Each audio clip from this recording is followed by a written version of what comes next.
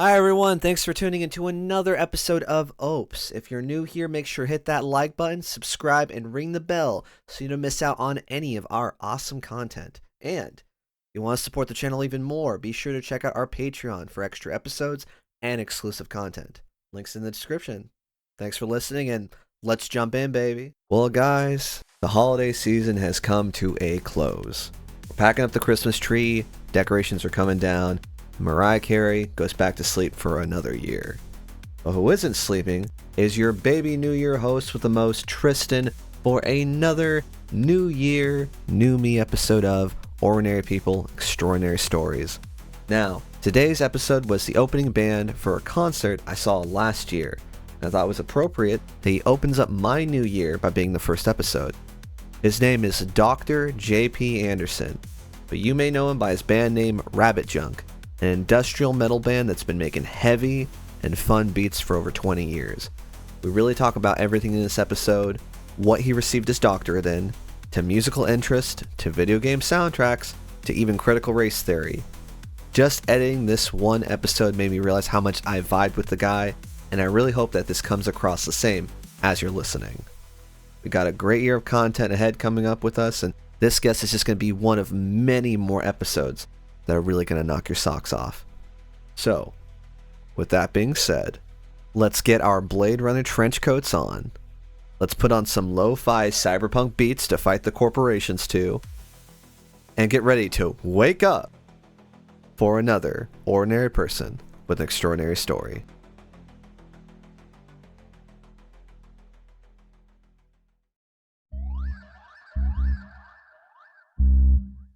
You know what time it is. Welcome back.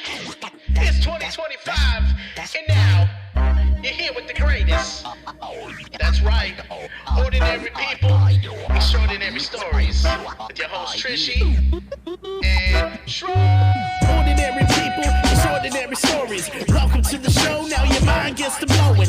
Trishy got the gas, Shrunky got the flowing. Take you back to school for the facts you wasn't knowing. This ain't your normal pod, just a simple act of God, just a congregation of brilliance in a world of facades. Interviews with peoples of all different walks. Comedy, intelligence is using every talk. Ordinary people, extraordinary stories. Ordinary people, extraordinary stories. Can I call you Dr. Love? You can definitely call me Dr. Love. Gross. Stop flirting, dude. I'm married. Speaking of married, this was fun.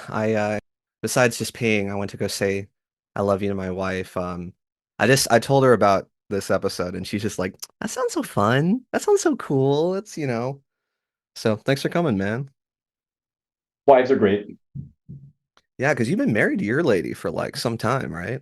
24 years. I'm gonna ask for the secret later in the episode. That is a whole nother story, my friend. But yeah, no, dude, like just thinking about, and I probably shouldn't preface this story with this, but my wiener was in my hand while I was peeing, and I was just thinking how you are the whole reason I'm doing this cast. Like you were just like not just an opening band, but you were an opening band I saw. Great energy, fantastic musician, and also a doctor.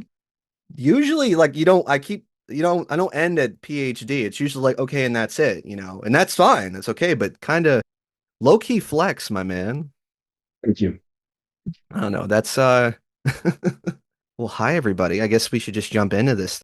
Welcome to Ordinary People, Extraordinary Stories. I'm your beautiful, lovable heavy metal host, Tristan, and yeah, we got a man, Doctor, and I'm gonna say it, Dr. PhD, Dr. JP Anderson here with us. I say hi, JP. How you doing, everybody? So JP, I kind of hinted at it. I'm gonna start the story. You cool with it? Yeah, just jump on in. Do it. Because I've been doing a lot of talking, baby. I've been doing a lot of talking. But anyways, so the concert was the 1st of October. That's not that important, but it was downtown Portland, Master Boot Record. If you haven't heard of them, they're heavy metal synth with like just a crazy old school techno vibe. They were a blast. And this opening band, Rabbit Junk. And let's talk about opening bands later in the episode. Just kind of your mind's set on it though, but just like I don't know. I don't know about you, what your take is on openers, but it can be either this is the vibe, this is better than the vibe, or oh, we good? Hold on for just a second. Sorry, this you're gonna have to edit. So my kid is trying to order us dinner. Let me help them real quick. All right. So just hold on I for a love it, second. doctor. I love it, doctor. We might keep this in. Okay, we're gonna have to do a little bit of multitasking. No, dude, we love multitasking. And I'm going to do a little DoorDash while we have. What are we ordering? We're gonna order some Indian food, Ooh, okay. What are you getting? and I'm gonna find Mahadra Oh God, something or other. what is the meme? This This is is gonna gonna be a happen very, very meme fast. I'm break. sorry for the No, interruption. dude, this is honestly, this is the cast. The cast exactly where it is. Meme. You should go, if I could personally recommend, I think you should go to Well, yeah, I'm super into getting a recommendation because I've been having trouble finding good DoorDash. I mean, good Indian on DoorDash. So there's this weird meme about Rajahashi Indian restaurant that always talks about like think of any meme. This is getting really meta, I know, but like okay, here I'll send it for example. So, and remember, we're multitasking. So, the whole meme is that basically it's an advertisement. Every meme is an advertisement for this Indian restaurant that offers butter chicken and garlic naan bread. That's all it is. That's all the meme is. It's just like, oh, my spaghetti when I remember I live next to Rajanashi Indian restaurant and they have butter chicken for 6.99. dang it. Oh boy, I really wish I was at Rajshashi Indian I restaurant right know. I'm now. super Got it. butchering it. It's probably not even the name. I got like the three Indian listeners listening, like, what the fuck, man? Like, I thought we were homies. We apologize. Yeah. I love it. Their butter Okay. chicken, oh, and their garlic naan, and maybe their curry. I actually don't eat a lot of Indian food.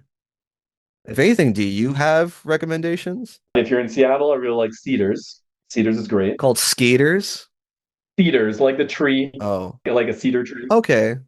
Cedars, okay. I thought you said Peters, and I thought you said Skeeters. I'm like, there is a Indian restaurant called Skeeters? That's cool. That's very Cedars. progressive. Mantra. Let's Mantra. try that. 63 Okay. minutes. No, that sounds like a little bit longer than I wanted. Wait. Oh, no, we're going to want meat. So, vegan one's out. A roll pod. Hold on. I'm really sorry. I apologize. No, don't feed your family. They will starve while I entertain you with my stories that you are. Okay, we're going to go with Annapurna Cafe. That's on Broadway in Seattle. Okay. Himalayan and Indian. So you're Seattle local then, right? Yeah, man. Okay. I live in Columbia City if anybody's wondering what neighborhood we live in right now. Cool. But the No. stalkers, dude, be careful. They Yeah. have your mail. Now they have your socks, dude. Oh, They're asking no. for feet pics. You will send them Oh, or we will dox you. And dude, this is the cast. This is the vibe. Ordering hmm. Indian food and talking about where your mom works. She works at the Yeah. airport. You do not have to tell me where your mom works. I just want to be clear. You already doxed where you live. Don't do that. But my mom works at the Sacramento airport in case anyone wants to put a I don't think I should say bomb threat. That sounds like something. That's definitely getting it out. But Out uh, bomb threat, please. at what airport? Hello, SWAT team. Get down on the ground? Okay.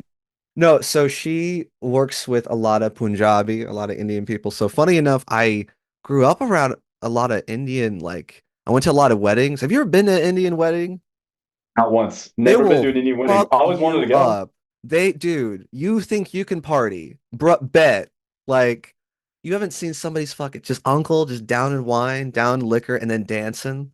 Oh, dude, it's great. It's a vibe. It's a vibe for I sure. love, I love a good wedding. So I hope I'm not doing them a disservice by mispronouncing the Indian. I don't know. I love so for all the honkies and the uncultured people, glob jamun, which I hope to God I'm saying that right, is these donuts almost soaked in I think it's rose water, which is like the sticky sweet syrup. And depending on where you get it and who you get it from, some people it's disgustingly soaked. It's like, bruh, this is like literally liquid sugar. It's going in my mouth.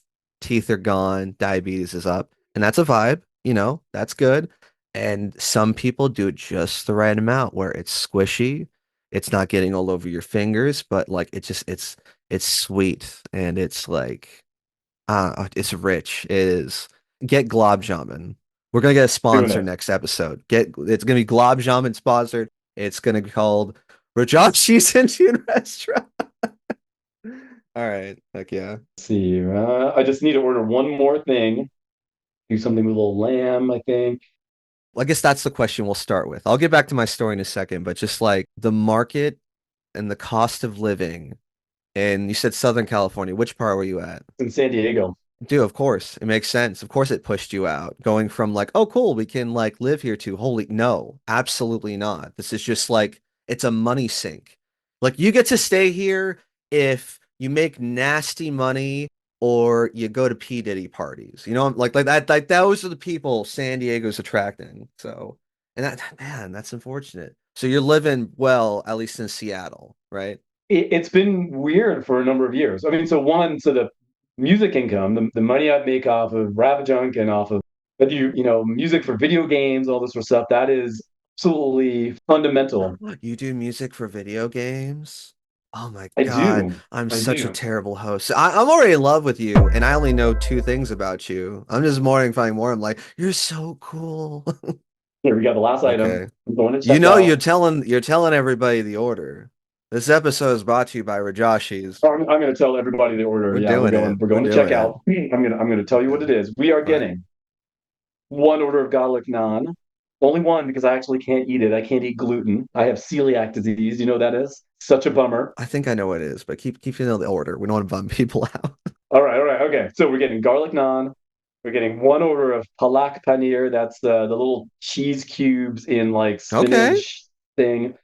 We get a couple mango lassis, which is like basically a mango Ooh, milkshake. they have those. That sounds delicious. Good. We're getting chicken tikka masala, Mm. classic.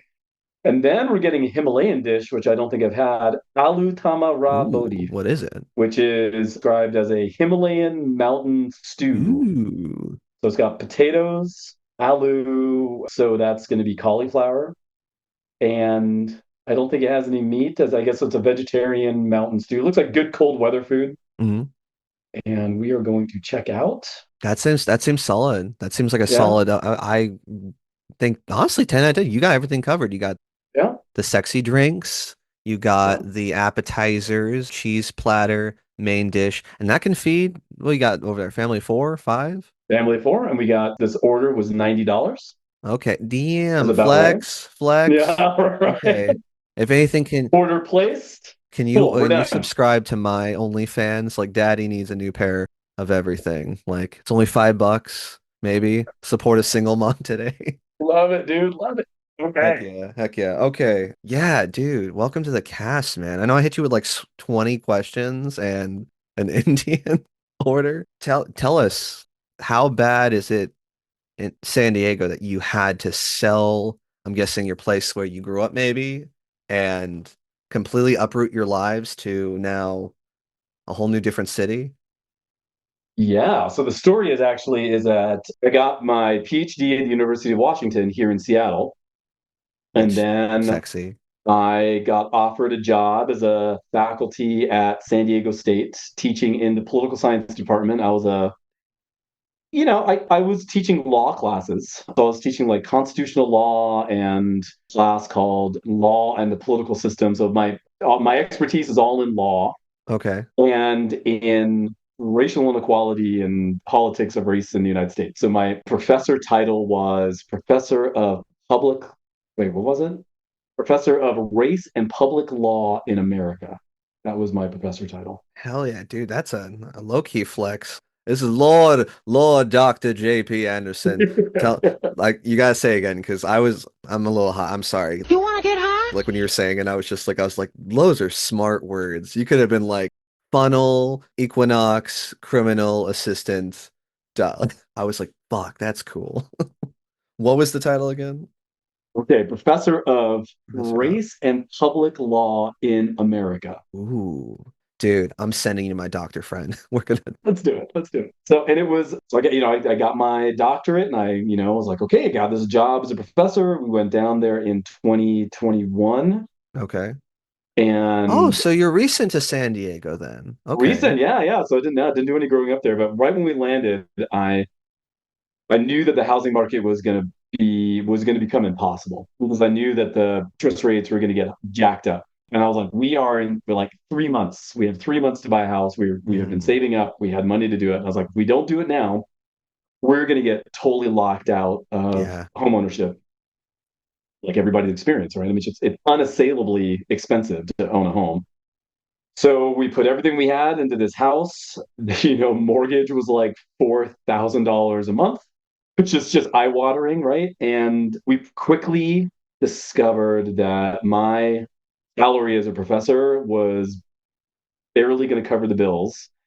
And so I've been making money off of music. Can you say that slowly? The salary of a professor was barely covering your bills. That is a sentence I never thought here, and it's the Going fucking back case. down this memory lane requires a little bit more cognac. So let's get that going again. Round my sorrows. It was crazy. We were really struggling month to month. I mean, so in one way, we were, I was a professor. My wife is a psychologist. She has her own private practice, and we should have been fine. And instead, we were just scraping by in San Diego. San Diego is so expensive. I totally underestimated what it was going to be like to live in a state with an income tax because I was coming from Washington. There's no income tax here. And so I Okay. wasn't prepared to like shell out an extra $10,000 a year to the state. Dude, ouch. And, we did it for as long as we could. And luckily, the house that we were living in was building equity so fast because the housing market in San Diego just ballooned, right? Yeah. Like we bought and we thought, oh, there's no way this house is going to gain any equity. This is just going to be a savings account essentially. But no, Yeah. we were totally wrong. I mean, that house went up like by a couple $100,000 in 3 years that we lived there. The real thing is like, how do you decide when to jump out of that or be like, okay, this is where it's capping? Yeah, that was an excruciating decision. Like, just being like, we are kind of sinking. Like, we're not making enough money to really pay all of our taxes. And we were getting nailed with like $20,000 in federal taxes and another God. 10 in state. It's like $30,000 a year taxes. And Oh, we were like, dude. If anything, that's even worse because you have to that kind of break even where you're like, okay, when's the right time to sell? When it like, oh God, okay, Jesus. But eventually you sold or and you left. yeah, And that eventually I wasn't very happy at the job and it's a very demanding job. When you're a faculty member, you're not just teaching. I mean, like it would be so easy if that's all you did. You just showed up and you taught your classes. The big burden, the time burden of when you're a faculty is that you have to produce and publish original research, which that's there's crazy. no, All while also like grading other people's stuff too, right? Like you're in charge of a yeah, class and yeah. that's a lot of work, my guy. A Okay. lot of work. Yeah. Like a faculty member essentially has three jobs. So you're a teacher, you're a researcher, and then you help run the department. So you're on all these things called committees. Like, Jesus. there's the undergraduate admissions committee, and there's when we're looking for new faculty, that's a committee. We're like hiring committee. Essentially, there's all Yeah. this stuff. So it was a lot. And It sounds like no time. It sounds like you just have no time and you have a family all while growing up in this place that's only getting more expensive. Dude, that yeah, okay, I get it, man. yeah. God. And I wasn't making enough money as a professor to say to myself, well, I can take a little bit of time off of music. Actually, the rabbit junk income was super important all of a sudden. It was like I basically had two jobs. So in 2022, I felt like, wow, I better get another album out because we need money. So, like I get in my first summer, I get done with the academic year and then I immediately go into recording an album, which means that I'm not doing the research that I need to be doing. It's really stressful. Mm, And I think that the album that I recorded, that was Apocalypse for Beginners was that album, which is that's the yeah. latest Rabbit Junk album. And I think that when I listen back to that album, I'm like, this sounds like a stressed out person is trying. This person is so unhappy. That album is like an emotional mess. It's like all over the place. It's like Ooh. some parts of it are like it's like in one song, it's like sad, angry, frustrated, anxious, then a little bit of joy because yeah, I am making music and this is the thing that I love to do, and it's I think forever going to be a little bit of a dark horse of a Rabbit Junk album because of just what I was going through when I made it. I'm super gonna check this out though, because I So I tried to like kind of jump through your catalog. And again, I want to I want to be kind of clear. Like your type of genre is not the stuff I listen to. Like I'm not into it. And your concert was just so fun. It was boppy, it was angry, there was emotion behind it, but again, it was a party. Like I think I spilled like 2 drinks jumping up and down to your guys' songs. How many songs were from Apocalypse for Beginners at that show? Zero. Really? Zero. I'm sad. Okay, to be fair, Dookie, the Green Day album, that was written on meth. So, I mean, there's a time and a Okay. place for it. Maybe Apocalypse for Beginners, it's like it needs like 4 years to mature and be like, bro, my man was skating on that album. Like it was the right speedy, stressed out. I'll tell you this, It was a mess. I'll listen to it and I'll give you my honest opinion. I'll be like, Okay. okay, it's pretty Okay. good. Yeah, it's all over the place. I mean, I think there's some moments of inspiration, but I think there's also a lot of moments of it being sort of a little forced.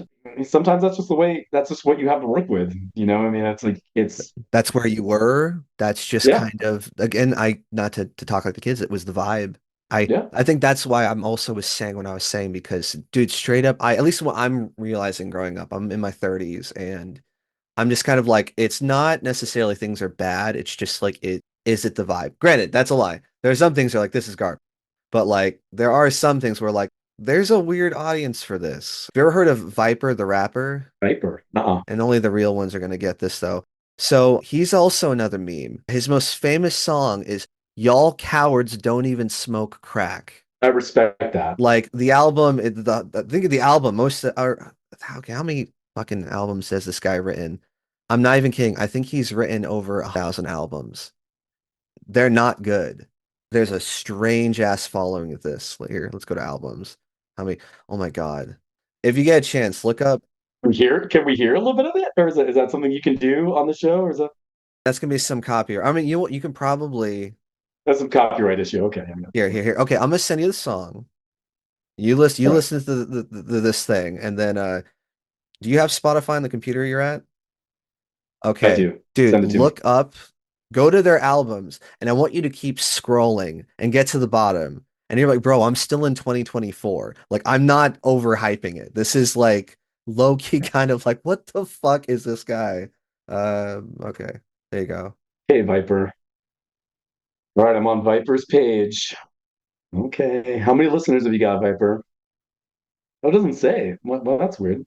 It's got about almost 2 million plays. It's not a lot on Spotify. It's more of a YouTube thing. Okay. Okay, holy shit. This guy's discography doesn't fucking Dude, end. right? Because when I said that, what you were What? probably thinking, oh, he's probably got like 20, 30, 40 albums. Like, what did you think when I told you that? This is the longest discography I've ever personally seen. Just giving out It's just just giving out new insane. information. Okay. Dude, his story is bananas. Like he is like I don't know Holy if shit. he's either okay, supposedly or I forgot what the legal term is. Supposedly, what is the term I won't get sued for? Is there a way of behaviorally describing the Yes, thing? it's implying. Like I can't legally imply. I can imply something, or it's like it doesn't matter. He was caught abducting a woman for 5 years. Supposedly. That there's another term for it, but supposedly, check your sources. Allegedly. That's it. That's the word. Allegedly. He has allegedly kidnapped a woman for 5 years in his garage that he may or may not have had a kid with. He may be in jail right now. Read your sources, check it out. But this is this guy. Like, this guy is the craziest thing that nobody knows about. Story you're telling me now right now is that there are some allegations, but there also might be some convictions. Well, okay. So, I mean, if we're talking about this, okay. Guys, Oops podcast, we talk about Indian restaurants and Viper the rapper. Yeah, no, so supposedly the woman has mentioned that she was coerced with drugs and a place to stay. She was homeless. And Viper's like, yo, you can crash with me in my garage. The way what she's been mentioning is that he has been supplying her with drugs or kind of keeping her intoxicated and may or may not be having sex with her. potentially rape, sexual assault. They have a kid together, and it's been over 5 years. And it's gray. It's kind of really gray and weird because it's like, do I believe he could do that to that woman? 100%. Do I also think there might be some weird, I don't know what you want to call like the parasite behavior where I'm not saying she is specifically, but it's just like she's kind of like, I guess Stockholm syndrome. She's kind of like it's at what point is it kidnapping or what point is it like, yeah, I'm in a really weird abusive relationship. So that's kind of the narrative is that could it be this? Probably. Could it be also that Okay. he abducted a woman? Also very potentially. I mean, this guy literally has a song called Y'all Cowards Don't Even Smoke Crack. That's the title of this episode. That is what this episode's going to be called. Yeah, boom. There you go. Free knowledge you didn't ask for. Beautiful. Wow. I feel pretty enlightened. I did not, yeah, I was not aware of any of this. I might put like a Viper type beat over the entire conversation just so people get a little bit of little Think, zest the conversation. Oh, so I yeah, don't get yeah, sued, you know. yeah. You touched on so many beautiful things. Discography and creating art. God, that's a conversation I'm like, I want to talk about. But I also have the story of the concert, and I mean, your moving story to Seattle. We'll get to one of them, but where do you want to go first? Let's cover some of the basic music questions first, and let's also keep it brief because I know that when I'm seeing an artist, musician interviewed, usually the least interesting thing about them is actually like, the music they're making. Well, I don't, that's It's like I want to know like who are they as people, because that ends up telling me more about their music than if they're like, oh yeah, these are my influences, this is when I got started, yes, I was playing this show. I mean, they're we do have usually, those questions, people. We have those are those important. candy floss, watered down bullshit. What's your astrology sign kind of thing where, all right, that's fine. Okay. Well, you know what? If you don't mind, I want to go back to the story of your concert. Because so if you guys haven't figured out my man, JPN, Doctor, oh, it feels good to say, I got a doctor who's a fucking Trent Reznor musician who now lives in Seattle, was a Californian. I'll give you props for it though. So when you joined California, I left there to go to Portland. We can talk about that later. Their concert, they were the opening band for Master Boot Record. And that just, again, the show was amazing. I had very little expectation and you quadrupled it. I'm not kidding. I was jumping up and down in your songs and knocking all the drinks my friend was buying. I was kind of like, this isn't for, damn it. I'm just pouring out, but I was having so much fun. The story goes how I got him on my cast was it was Master Boot Record. I was like, bro, we're starting this pit because I don't know if y'all know, your boy loves to start pits. There's a weird thing about concerts energy wise. Maybe you can back this up, but like the vibe of the people, the audience was, I don't want to say a lot of people were on the spectrum there. But there were a lot of people, including your boy, on the spectrum at that show, and nobody wanted to push any buttons and start the pit. But they did want to. They just didn't want to be the one to start it because it's like, I don't want to shove, and then they don't like it and they're mad, and now we're in an awkward situation. They wanted to, and like again, your boy was drunk. Well, I was feeling myself, let's say that. I could control myself. I ran straight to the pit. I started shoving, and brother, there was blood in the water. The piranhas were like, "Let's go!" And just it was the most fun ever. And just I got to the front somehow. I'm now in front of the concert, and your boy's also unfortunately a little overweight. And don't like if I'm just going 0 to 80 and then we're going back down to 60-40, my body's like, what the fuck did you do? We gotta push out all this liquor. And I started to throw up. I felt like I had to throw up. Like you can imagine, right? Like I'm in front of the show. Imagine I'm in front of your show it, and I didn't want to be that guy. Have you ever dealt with a throw up pit before? Absolutely. Yeah, okay. You know, Absolutely. you know Yep. about it. Your boy was I couldn't throw up. I did the first time, I swallowed it back. I had to fight it. Second, third, fourth time. Eventually my body's like, dude, this is coming out of your mouth, and I puked inside my shirt. I was really embarrassed because I was like, here I am on top of the mountain starting a pit, and now I'm throwing up in my shirt. It's Oh man. not a good look, but no, I cleaned myself off. I talked to your merch person. What was her name? Re Ree? Rhiannon. Yeah, Rhiannon. Re. Shout out Rhiannon. You're cool as fuck. This is Right? she called me like Saint Sticky or Stinky or I don't know. But the whole point was I was embarrassed because I was like, I wanted to talk to you after the show, but I was worried like I'm covered in vomit. This is a terrible introduction.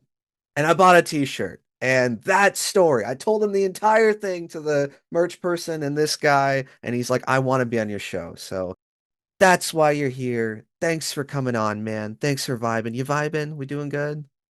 Well, yeah, yeah. And I want to say a couple things about your story, about your puke story, Yeah, go ahead, please. because I know drinking a little bit too much and partying hard at the show and you get sick. I know there's a lot of shame that comes up with that, but I want to shout out to you real quick because you handled that shame like such a pro.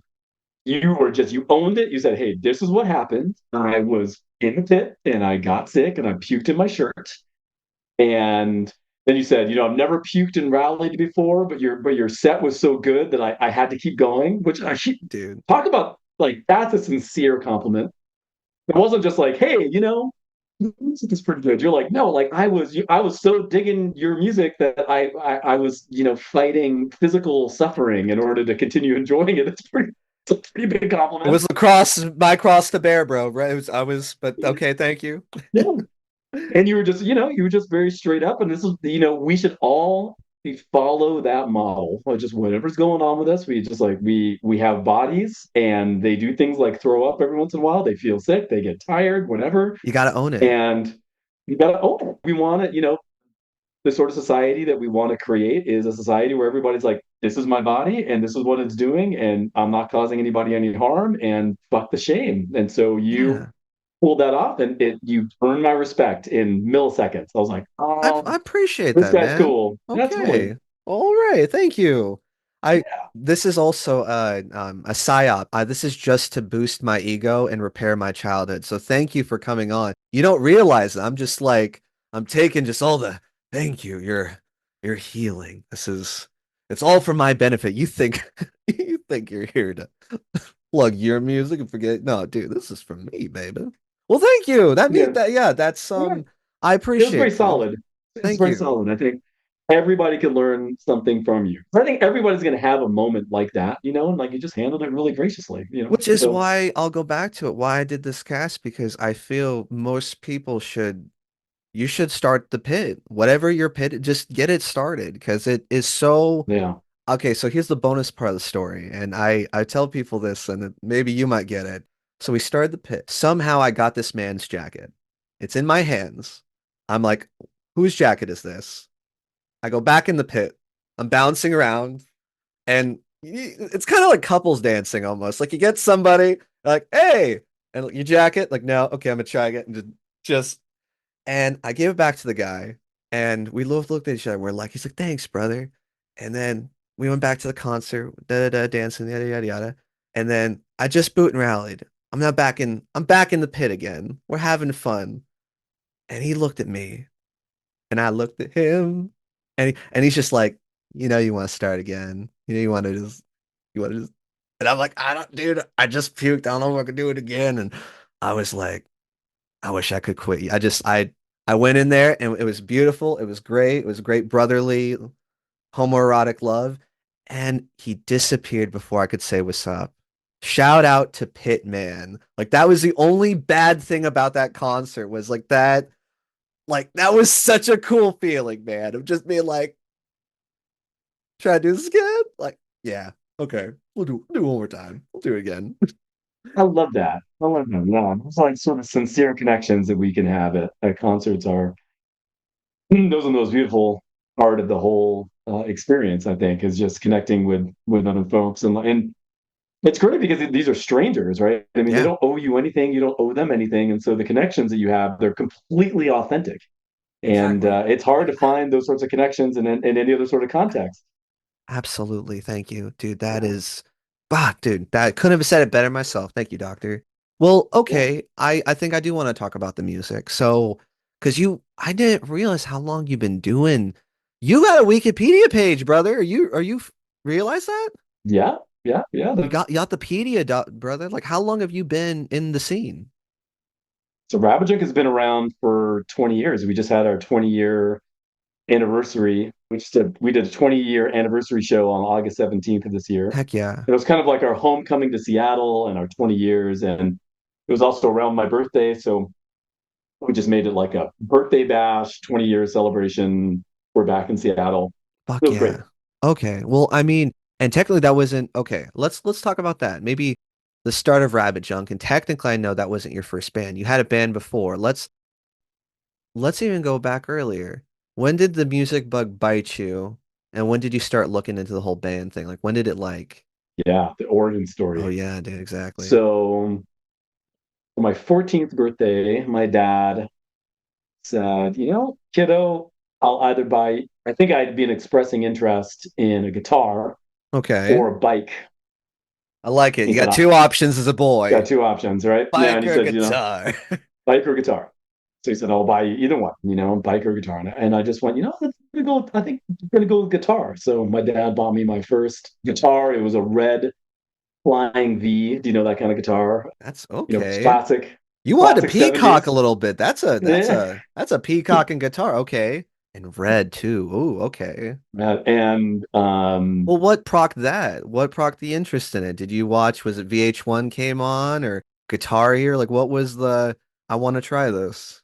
in seventh grade, I encountered music that really spoke to me for the first time, and it was specifically Nine Inch Nails, Okay, which NWA, these come straight from the and underground. A young brother got it back because I'm sorry. that's right, Nine Inch Nails, NWA, and Slayer. I heard these three bands, and I was like, "This is it." Okay, But then I also okay. thought to myself, "Why aren't these put together more often? Like, why, like, can't these just be smushed together?" Because I like all of them, and I would put together mixtapes of myself, and it would just be like 1, 2, 3, 1, 2, 3, Nine Inch Nails, NWA, Slayer, and and I was thinking, and I think that's really where this fascination I've had of blending genres came together because I was like, I want that Nine Inch Nails beat, but I want that Slayer guitar riff, and I want that righteous indignation. Maybe I want to rap bars, dude. Maybe I want to just say fuck the cops, man. Like, dude, yeah, I get the vibe. Like, dude, I'm Yeah, getting hyped just talking about that I sandwich. know. I'm like, that's yeah, do that. It's so good, so good. So I was super inspired by those three bands, and that was in seventh grade. So that's so I'm 12 at that point. Who showed you those bands? Were they just getting big, or like did you get it from a buddy, or like where? Yeah, I met this in seventh grade I was in a new school. I met this guy called Steve, and we just hit it off over D&D. That's the thing that we had in common. Shout out Thank you, Steve. Steve. Wherever you are, man, I hope you're doing good. I totally lost track of Steve, but Steve was big into role-playing games, and I had previous to this, the only job I'd ever had was I worked for a very brief period of time at a comic book shop. And I had encountered at a comic book shop, so I was like, what? Well, very young, because my sister had a friend who worked at a comic book shop, and that friend said, JP can come in and do a couple of shifts, whatever. Then that's where I encountered D&D and comic books, and it's the first time I heard metal music. The first metal music I ever heard was Suicidal Tendencies, and it just Fuck immediately I yeah. heard it for the first time, and I was like, what? Fuck yeah, dude. Okay. Sick ass origin story, bro. Like I want Yeah, to do a kickflip ollie just thinking about him. Like that's the coolest kid. What decade was 90s or that's when kind of, yeah, no, I mean, so like that's I must have heard, yeah, it must have been about 91 dude, like that I heard Suicidal Tendencies. it sounds like this is like a ska fucking like again just or okay, technically we're talking about thrash metal. And you're a Yeah, nerd, dude. You're working the best job ever at like oh my God. I huge nerd. It was an amazing. sub question. Marvel Yeah, DC, very quickly. Just I'm sorry, Marvel for me, and it's hands okay. down. Yeah, no, not a D. We're gonna talk at the very end of the All episode, right, but not okay. not. I'm not a DC fan. I never have been. It was. No, It yeah. wasn't. It wasn't Marvel or DC. Those were not the comic books that drew me in. So I was living in Hawaii at the time, and my sister's friend, his name is Guy.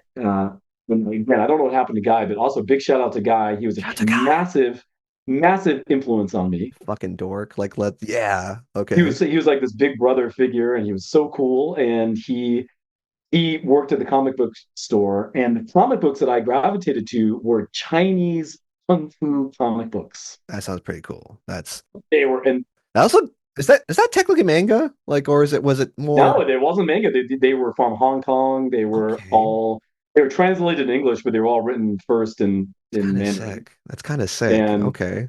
and those are the comic books that really hit me. And then there's another comic book. I don't know if any of your listeners. This is really reaching back, but a comic book called The Realm, which was about 4 or 5 high school students who got transported into a fantasy universe, and it's them navigating this fantasy Heck universe. And so yeah. The Realm and Book one. these Chinese kung fu comic books like Iron Fist and Buddha's Palm. Those are the two, Iron Fist and Buddha's Palm, that I still have a whole bunch of them. I have a box of 30 whatever it is year old kung fu comic Dude. books. Oh my God, this looks sick. Like this looks like again, like someone like a manga artist wanted to like get, but then like it's a comic. This is sick. Oh my God, this is you might need to bring it out. I might need to see this though. Right. Oh my God, that's so cool. You said Iron Fist. Isn't that that's not the Marvel superhero. That's a different Iron Fist. Yeah, it's Iron. Okay. Yeah, this was yeah. They didn't have any connection at all to American comic books. So there's no Marvel superheroes in the comic books. I mean, I saw all those, but I just wasn't drawn to them. For some reason, I was really drawn to these kung fu comic books. No, these look better. And I think maybe it made sense at the time. I was really into martial arts. I was doing Taekwondo 3 or 4 nights a week. Hell yeah, you were, brother. Yeah, so I guess it's really the story starts in Hawaii. But then I moved from Hawaii to San Diego. I've lived in San Diego on 3 separate occasions, and it's been pretty Okay. disastrous all 3 times. So I lived there for a year when I was 6. I lived there again for a year when I was 12, and then I lived there again from 2021 till this year, till 2024. But you're like what, like late 30s, 40s, I think. Oh, I'm well into my 40s, my friend. Okay, all Well right. into them. Dude, Yeah. you're great. This like dude, Thank you. Thank this you. is pristine Dr. Pepper Thank you age. very much. Look at I sent the picture. This it says it's from Buddhist Palm. These comics look so much cooler than Oh, that's Marvel. it. That's the stuff, man. Like this shit Yeah, was it's got swastika's hands. That's kind of like lightning. It's like that's crazy. yeah, but they're not these swastikas. That's They're Buddhist swastikas. That's right, They're because I yeah. learned about that. Okay. Still, it looks Mhm. badass. I mean, there's fire, there's like that's okay. No, man, these were super cool comic books. All the characters, they're all like these kung fu superheroes who could do all this magic with their kung fu, and it was man, I just love that shit. And I got super into D&D. So when I Okay. moved from Hawaii to San Diego, I was at a new school, and I met this guy Steve, and he was super into D&D, and he had an older brother. And I think his older brother is the source of all this music. His older brother was like, "Hey, you ever heard of Nine Inch Nails?" His older brother was about 17, and we were 12.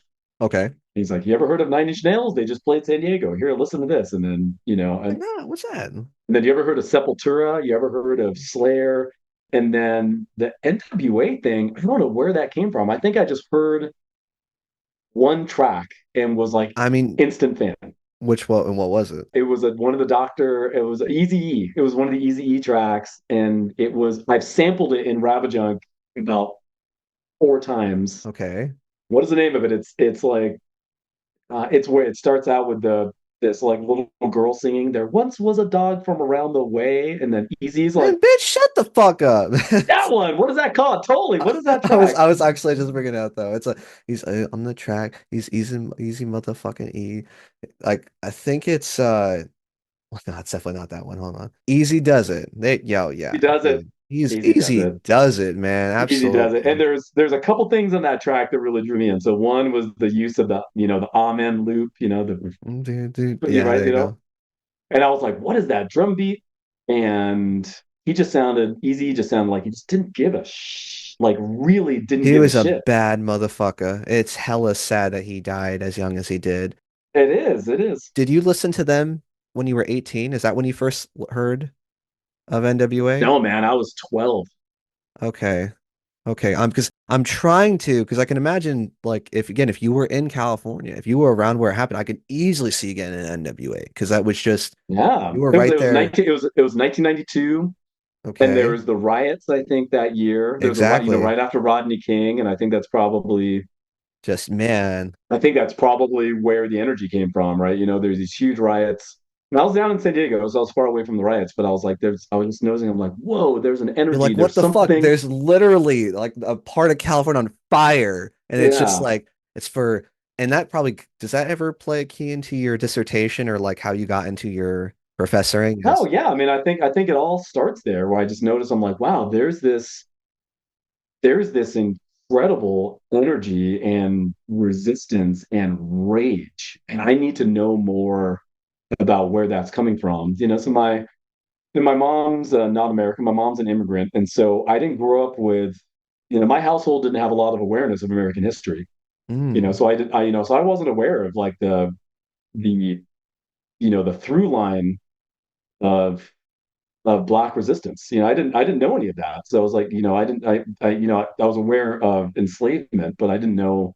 Okay, you go from enslavement to then you write out, when slavery is abolished, it's almost immediately kind of reinstated as exactly. a new thing, as these black codes, and then as this racial segregation, and then all the way up into mass incarceration. I wasn't aware of any of that, but I knew that there was something important about this country that I was living in. That story was central to the DNA of what makes America Yeah, America. no, oh my God. And I had that instinct at 12, but I didn't know it. And I think that's what drew me into, much later in life, eventually drew me into political science and drew me into trying to understand the intersection of race and law and politics. And I think that's kind of where I ended up, why my PhD is the PhD it is. I'm so mad that we only have an hour. I hope you can talk longer, but we've been having the best conversations because I don't think I have those audience members that like, I'm from, okay, there's something about Sacramento. It's got like a weird, like, I can also can only say like white hate like vibe to it. Granted, it's definitely changing. It's definitely kind of getting, bred out of there, but I know some people what you said that are rolling their eyes and like, come on, get off of it. The government's not trying to suppress black people. And here I am speaking to a damn doctor that knows his shit. That I'm like, everybody, if I have any listeners like that, pay fucking attention. I have a doctor who studied this fucking shit. And it's real. All the stuff you just said is real. Oh yeah, yeah. No, I mean, it's not even refutable that there's this reoccurring pattern of racism in the United States, and it's not necessarily racism of the heart or of the mind, but of the law and of the institutions that we live in. And I'm not going to go deep into that because I think that requires a more careful conversation than we're probably having right now. But certainly, that's what I studied as a graduate student. That's what I went on to go, research as a professor. That's what I published on. So, I published in, law journals, and trying to, clarify, the process, the causes, the intentions. I mean, there's a lot there. And there's a tremendous amount of work, scholarly work that's being done on that. I mean, I'll leave it there for right now. That's just No, like, I'll say this. Like, man, I'm not trying to fangirl so hard, but like I want to have you back on because I'm fascinated by that conversation. And I know, so my friend that's being a doctor, he's kind of a douche. Hi, Tyler. Shout out to Tyler. Again, when I showed you him, he was like, again, really like he's not a guy that gets when he gets interested in something, it's like usually like that this is something to pay attention to. And I don't know, man. Like again, that sounds like a fun episode. I do agree. It's a careful conversation. I think it's something to be had. Would you be willing to maybe come on another episode and talk oh, about? absolutely. This is what I do for a living. I'd be Um, more than happy to come on and, we're gonna get nasty, you bro. know, Sloppy second dates, yeah, dude. we can have that conversation, and it's fascinating, and it can sometimes, it can make people feel uncomfortable, right? Because there are, I mean, this is just, It's sad to think that the yeah, government is like suppressing a specific group of people. Like That's Yeah, weird. and I wouldn't call it like a conspiracy, right? Where like the government's like waking up in the government, right? Just waking up in the morning and deciding this is the way we're going to do things. I mean, I think it's more when racist ideas can get kind of written into law and practices without people even realizing it. You know what I mean? And that it can just end up in this kind of cyclical manner, can kind of reinforce racial inequality without anybody actually meaning to do it. And I think that's a lot of American history. Would you give an example for the people who don't understand, like what would be an example used for that law that's kind of Yeah, reinvented?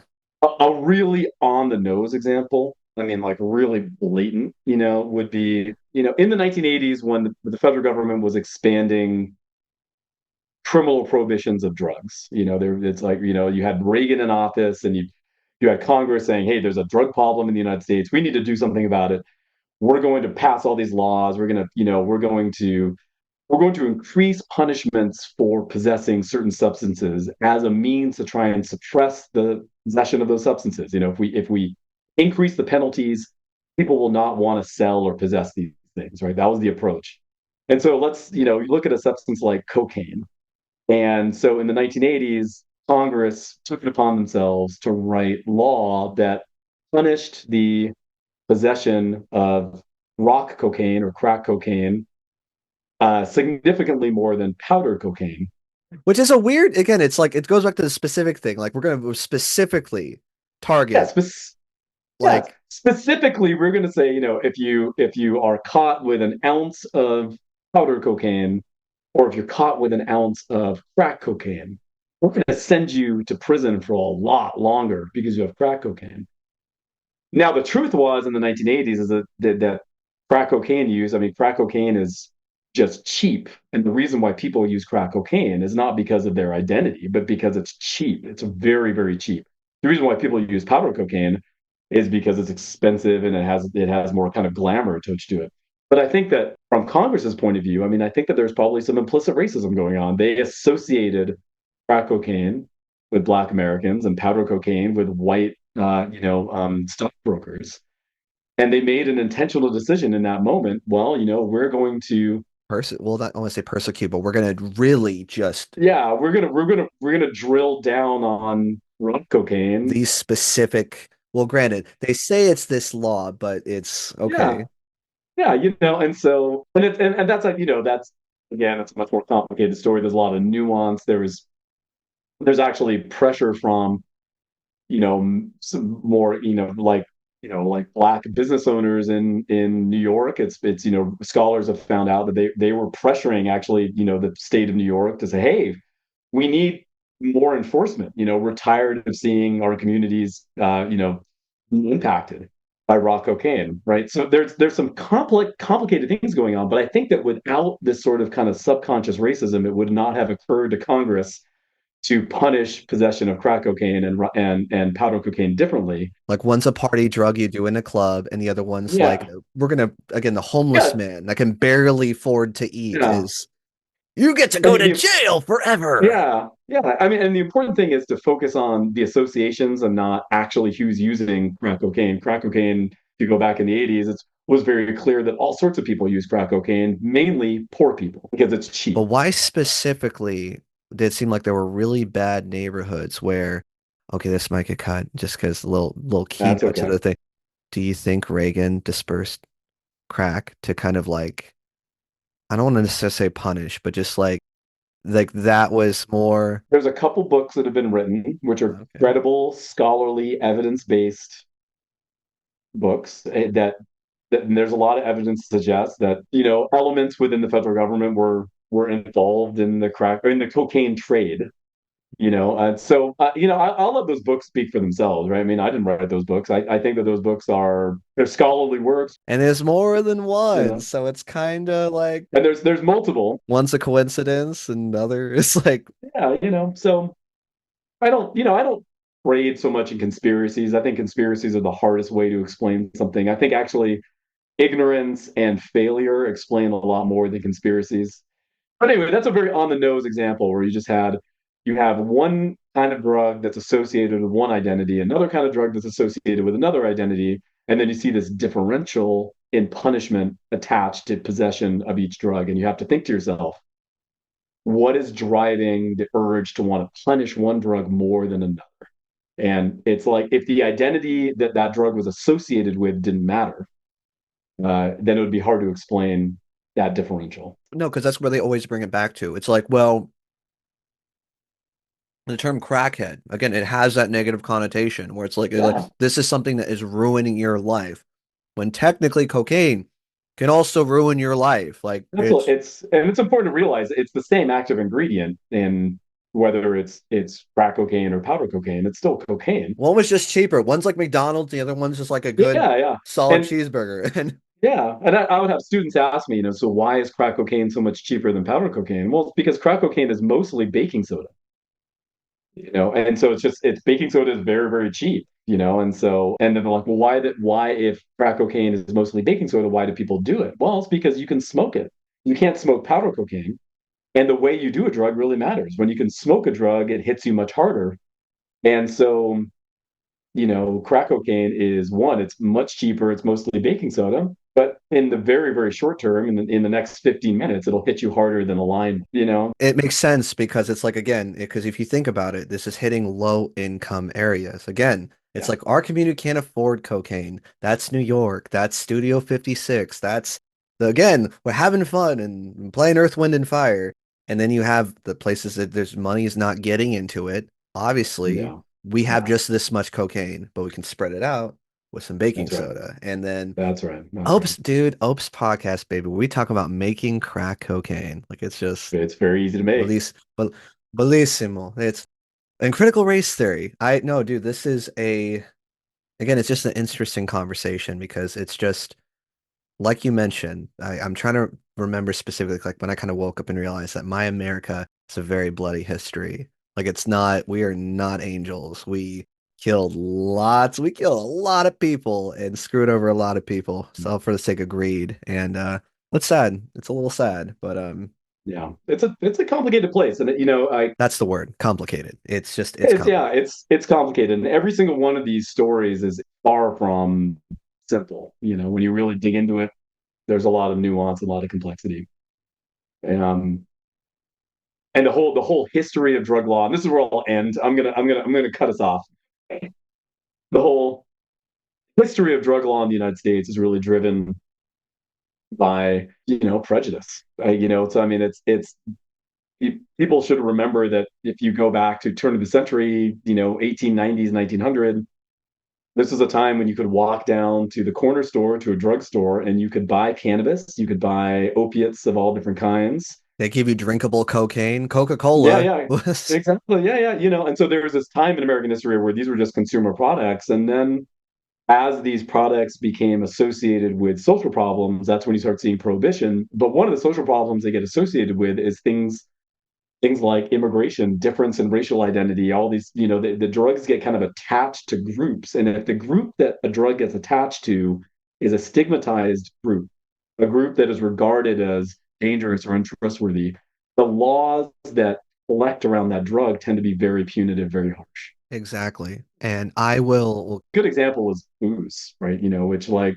though there was a 10-year prohibition on alcohol in the United States, generally it's been accepted.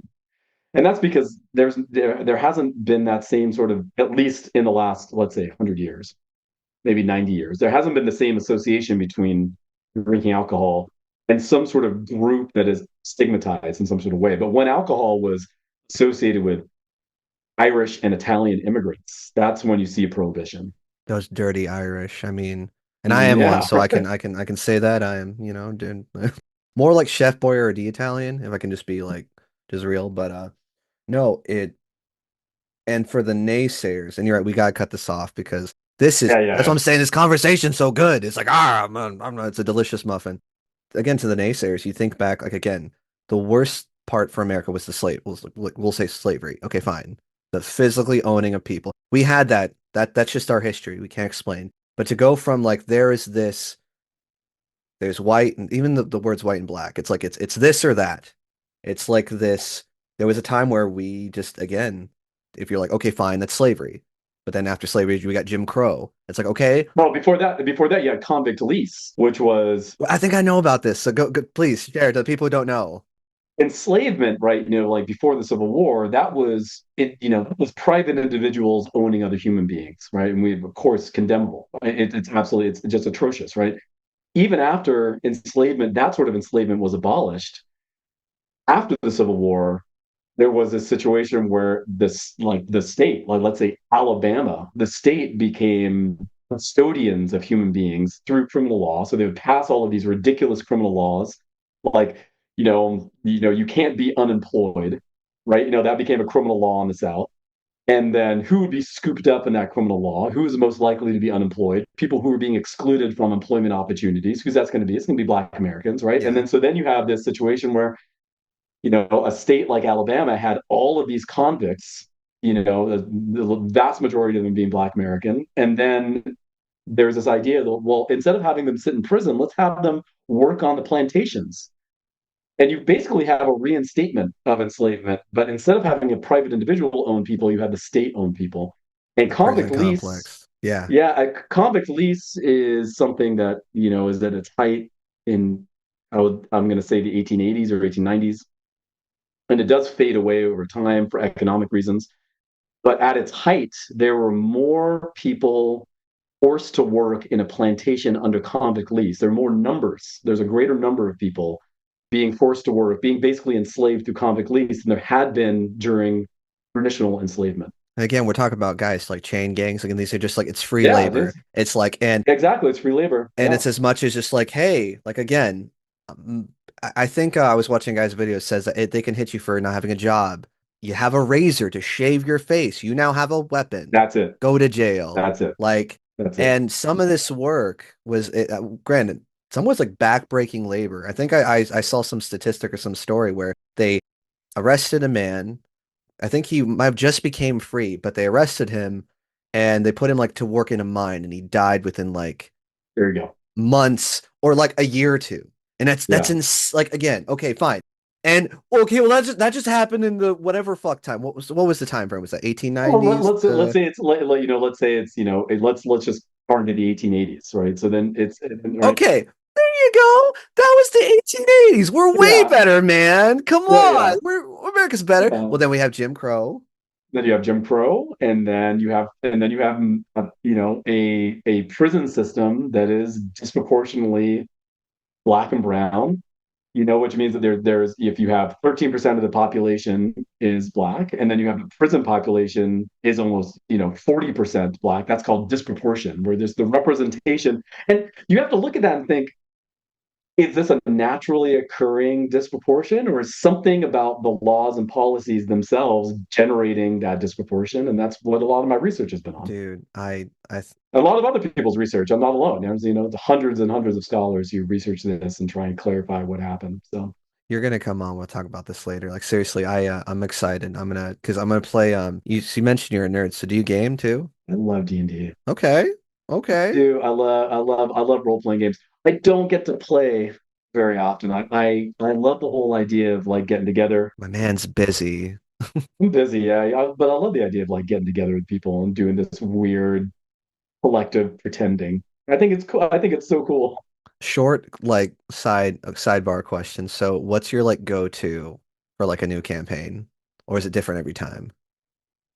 So I love super stereotypical classic D&D campaigns, like the most stereotypical on the nose. I think that I'm an elf cleric, and I'm an old wizard, exactly. and I'm a barbarian, and I'm some bisexual, pansexual, gender fluid archer. That's an elf. Yes, there you go. There There you you go. go. So I really like those old the 80s campaigns are the ones that I just really enjoy the most. So, what role were you? I always play a bard, man. Come on here. Okay, of course. The melody to buff the party. That or just like a dwarf. Actually, Okay. just like some sort of dwarf fighter, dwarf cleric, dwarf barbarian. I like dwarves. What do you find you do more? So what kind of bard first? A dwarf bard too? No, when I'm doing bard, it's usually half elf. Okay. Half elf speaks to me. I'm a I'm a multiracial person, so I like, the idea of the half elf, the sort of person who's kind of stuck in between. He's hot. Everyone that can't see this, he's hot. And like elves have been historically hot. Like it's just Yeah, it's they got that little special. I Okay. do. I do. I like the half elf because I like that story of someone who doesn't really belong in anybody else's world, right? I mean, they're not elf enough to be an elf. They're not human enough to be a human.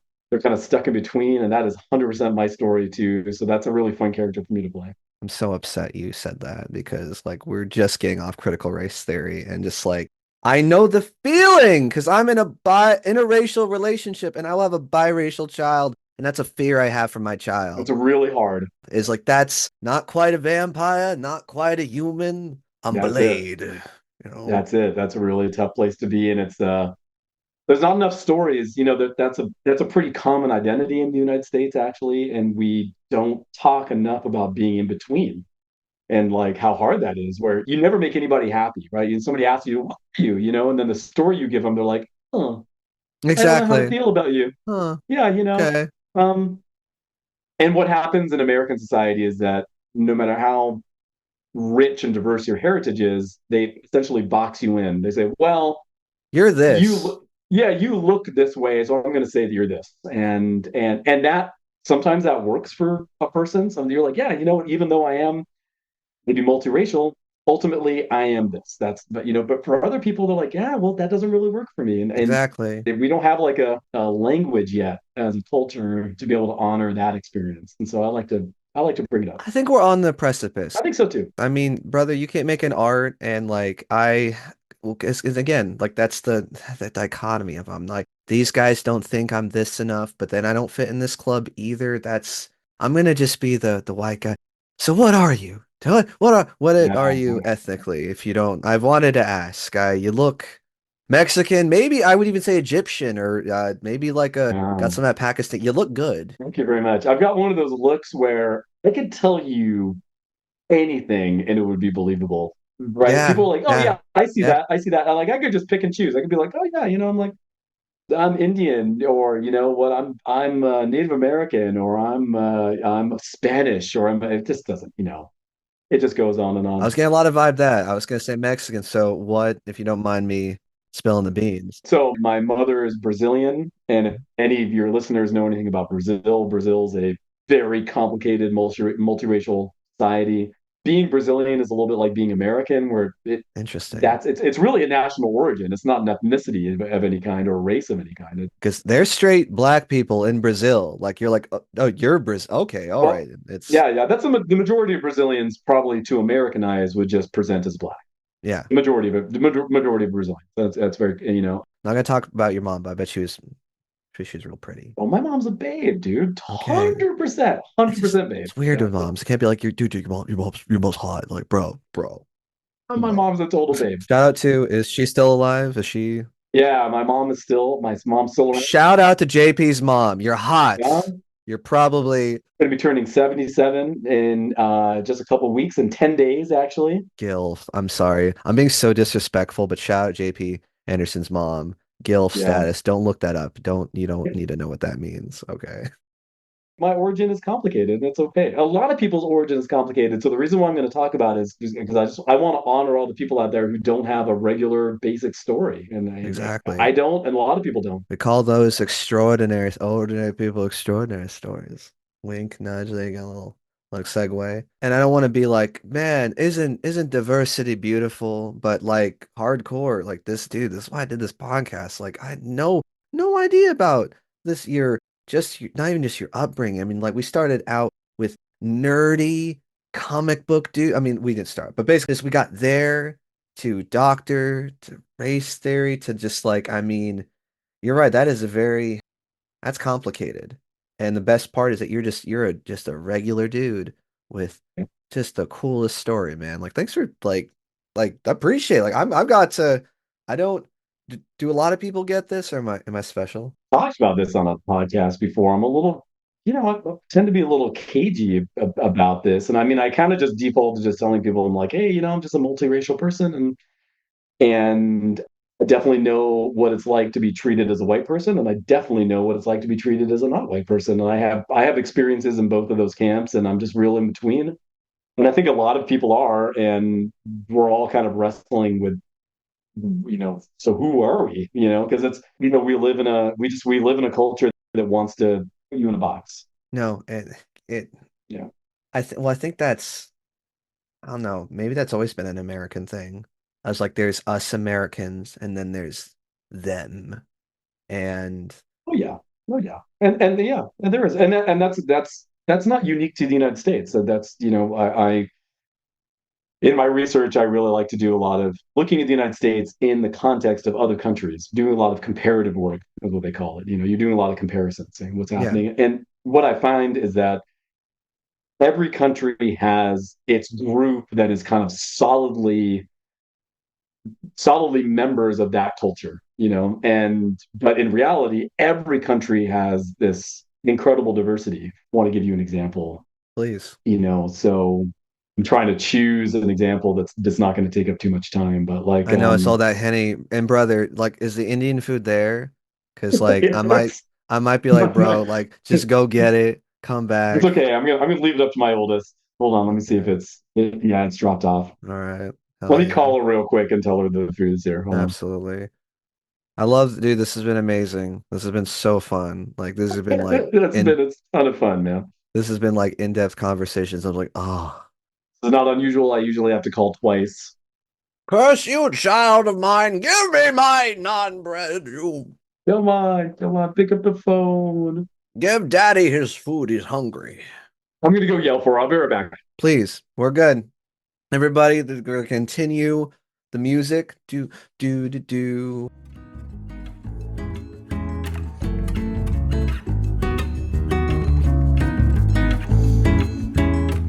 Okay. Okay. Well, let's do this. Okay, it's a good timeout section. Technically, you have Okay. 30 more minutes. Can you do longer? I also understand I don't want to keep you, man. I got you here for almost 2 hours. How are you feeling? You know. I can do 30 more minutes. I'm enjoying this. This is nice, man. So I'm into it. No. It's more just like, again, what we want to kind of, I don't want to shortchange this conversation. We're going to go back to certain things. We still got to plug you. I think we could, what's something you think you'd want to really sink your teeth in and chat with? I guess I can give you examples. We can talk about more about your music, kind of like where you started. Yeah. We should get back to the music. There's like one thing that I'm feeling distracted by, Okay, by all means. Okay. and that's because you mentioned the phrase critical race theory. And I know that a lot of people have major misconceptions about what that is. A lot. A A lot. lot of misconceptions, right? In the last 5 years, there's been a lot of scary talk around that subject. And so, I mean, I don't know if you want to include this in your podcast, but I just want to say real quick that critical race theory is an intellectual tool that's used primarily in law school and law related scholarship. And all it is, it's not an assumption about how America works as a culture. All it is when you're in law school, you have to do a lot of hypotheticals to understand how law works, right? So you have to say, okay, let's imagine a scenario and let's imagine how the law responds as an institution, right? How does criminal justice respond to something? And when you're doing a hypothetical, you always have to be aware of what your starting point is. Interesting. And if your starting point is that law is inherently neutral and fair, your hypothetical is always going to end in similar conclusions. And so to really understand how law works, sometimes you have to have a different starting point. Okay. So a different starting point would be, okay, we have law, but let's say poor and rich people experience law differently. Now, that would just be what's called critical theory. That's from the 1960s and the 1970s, where people are asking, okay, we want to try and understand how law plays out. Now, let's start with the assumption that poor people and rich people experience law differently. We have evidence to suggest that's the case. What happens to a hypothetical when we are starting from that place? Your economic class matters, right? Hmm. And that law is actually it's written in a neutral way, but it's enforced in a way that differentially impacts poor people and rich people. That's just Yeah, critical theory, that's right? exactly. That's just Right. okay.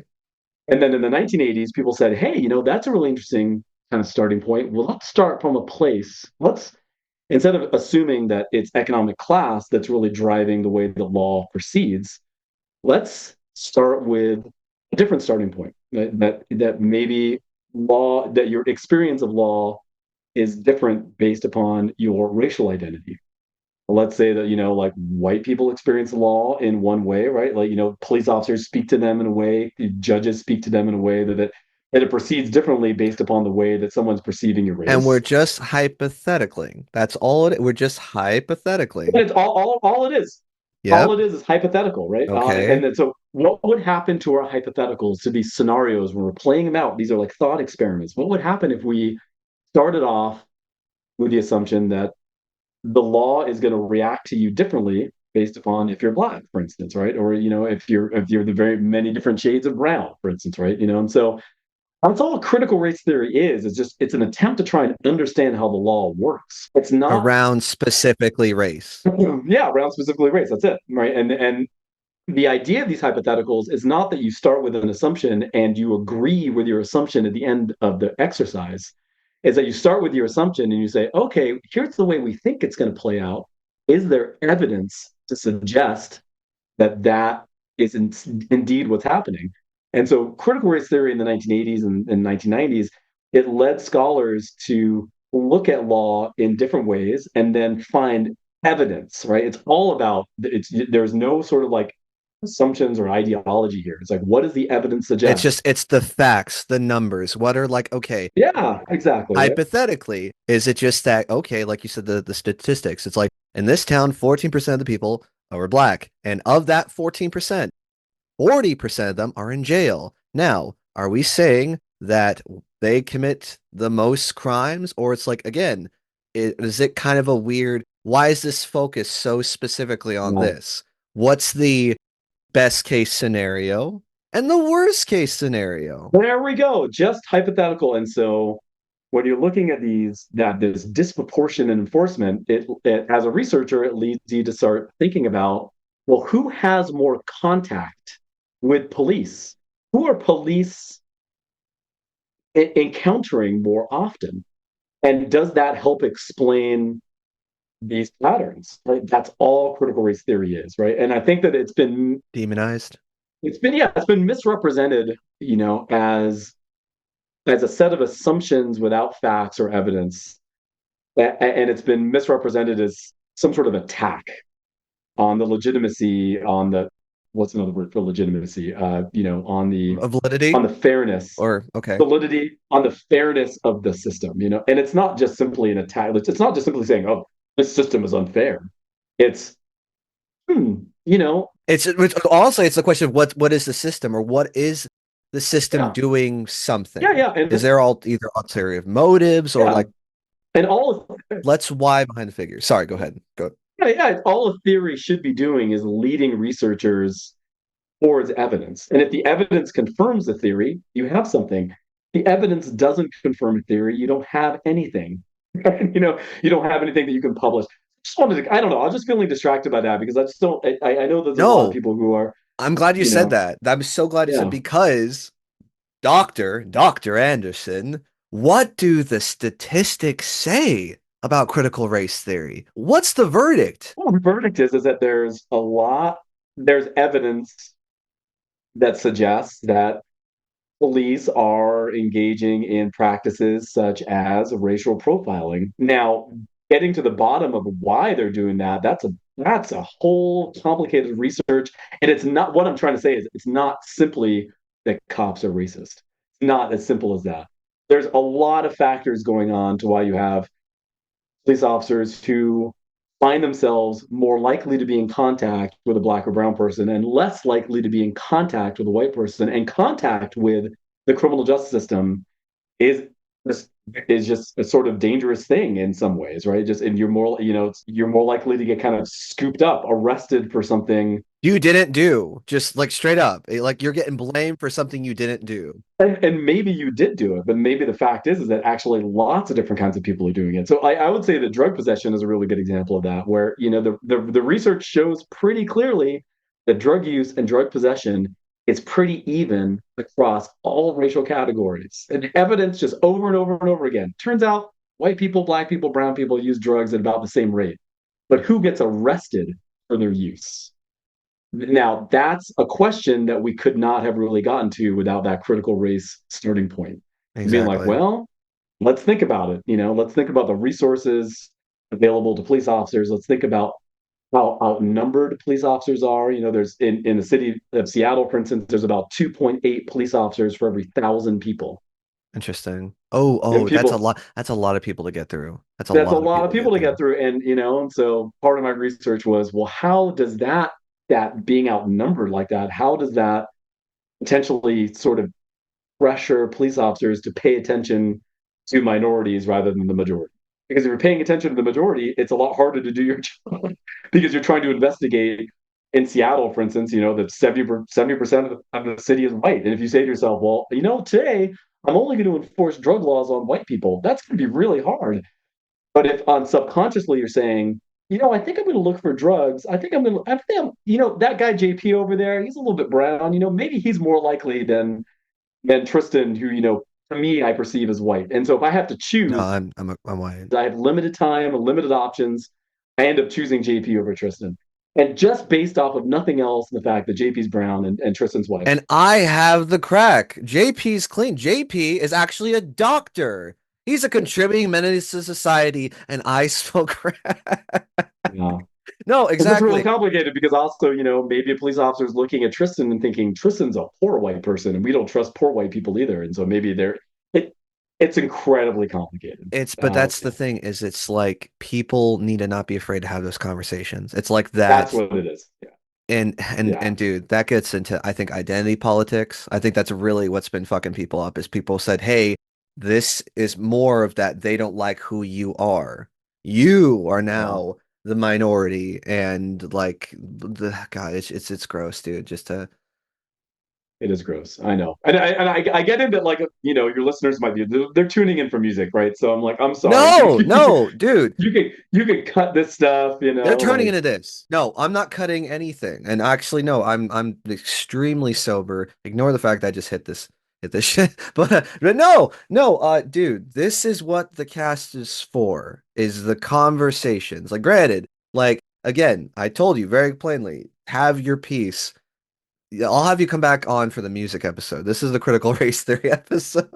it sounds like that's what happened. So Yeah. Slayer anyway, and the government fucking up. getting back to music, getting back to music. Yeah. No, no, sir, no, please listen to me. Yeah. Yeah. Okay, so here's on my conversation I was going to ask. So it's a complicated situation. Is part of the issue maybe with, at least as far as the cops going, is that because there's so many people leaning, or maybe there's too much leaning on what the police are supposed to do, that like it's almost like it's a vicious cycle. It's like you're going to get to a point where you're going to have a bad night. And statistically, it may be on again, or it's again more likely what a person of color, because again, it's that they could be a criminal. They could be. I guess I want to ask that. So what? I don't know. Let's get in that complicated situation. So tell me about how do the bad apples spoil? I know these are big things, but Just, like there's probably two things that are important to recognize. I mean, one is that when you have 2.8 police officers per 1,000 people, there is no way that everybody in that society is going to have an equal chance of getting caught. That's what I want you to focus on for a second. okay, It's impossible. You got yeah, what, less than 3 cops per 1,000 people, which means that there's a lot of people that can fly under the radar pretty easily. And you can fly under the radar for lots of reasons. I mean, you don't look threatening, or you're rich and so you do all your drugs in your mansion, or privacy is a major protective factor against getting caught. If you're broke and you tend to do your partying in the street, you're much more likely to get caught. If you're rich and you tend to do your partying in a mansion, you're a lot less likely to get caught. In the way our legal system works is that cops, for good reason, they can't just break down the door of your home. And good, I don't want that to change, Yeah. but it means that the enforcement's primarily happening on the street. I mean, look at Diddy, baby. Like, well, look how long it took that Look how motherfucker. long it took, Look at that right? baby oil. Like, bro, Yeah, come on. I know yeah. it's a meme, but like, bro, that's a conversation I can only It's imagine you have really an opinion on. oh yeah, of course. It's because we keep uncovering people of tremendous wealth doing horrible things for decades, and it takes so long for them to get caught. And then you have poor folks who make a sort of bad decision one night, and it happens to be in a public space, and they're the ones who get caught. They're the ones who get the media And attention. it ruins their fucking life. And it does, yeah, you know. Anyone listening, you're a teenager, you're one stupid night where you're like, okay, I was reckless. Yeah. And some people gotta, hey, go on home, champ. You're good to go. You're fine. And then imagine if it destroyed you. No prom, no, I don't know, witnessing your kid again. It just or a quarter of your life just gets erased. It's insane. And again, I come from the America where I want to believe that we fight for what's right, that we want to every person gets a fair chance. And there's it just again seems kind of fucked up that we're specifically like targeting and thinking like, you know what?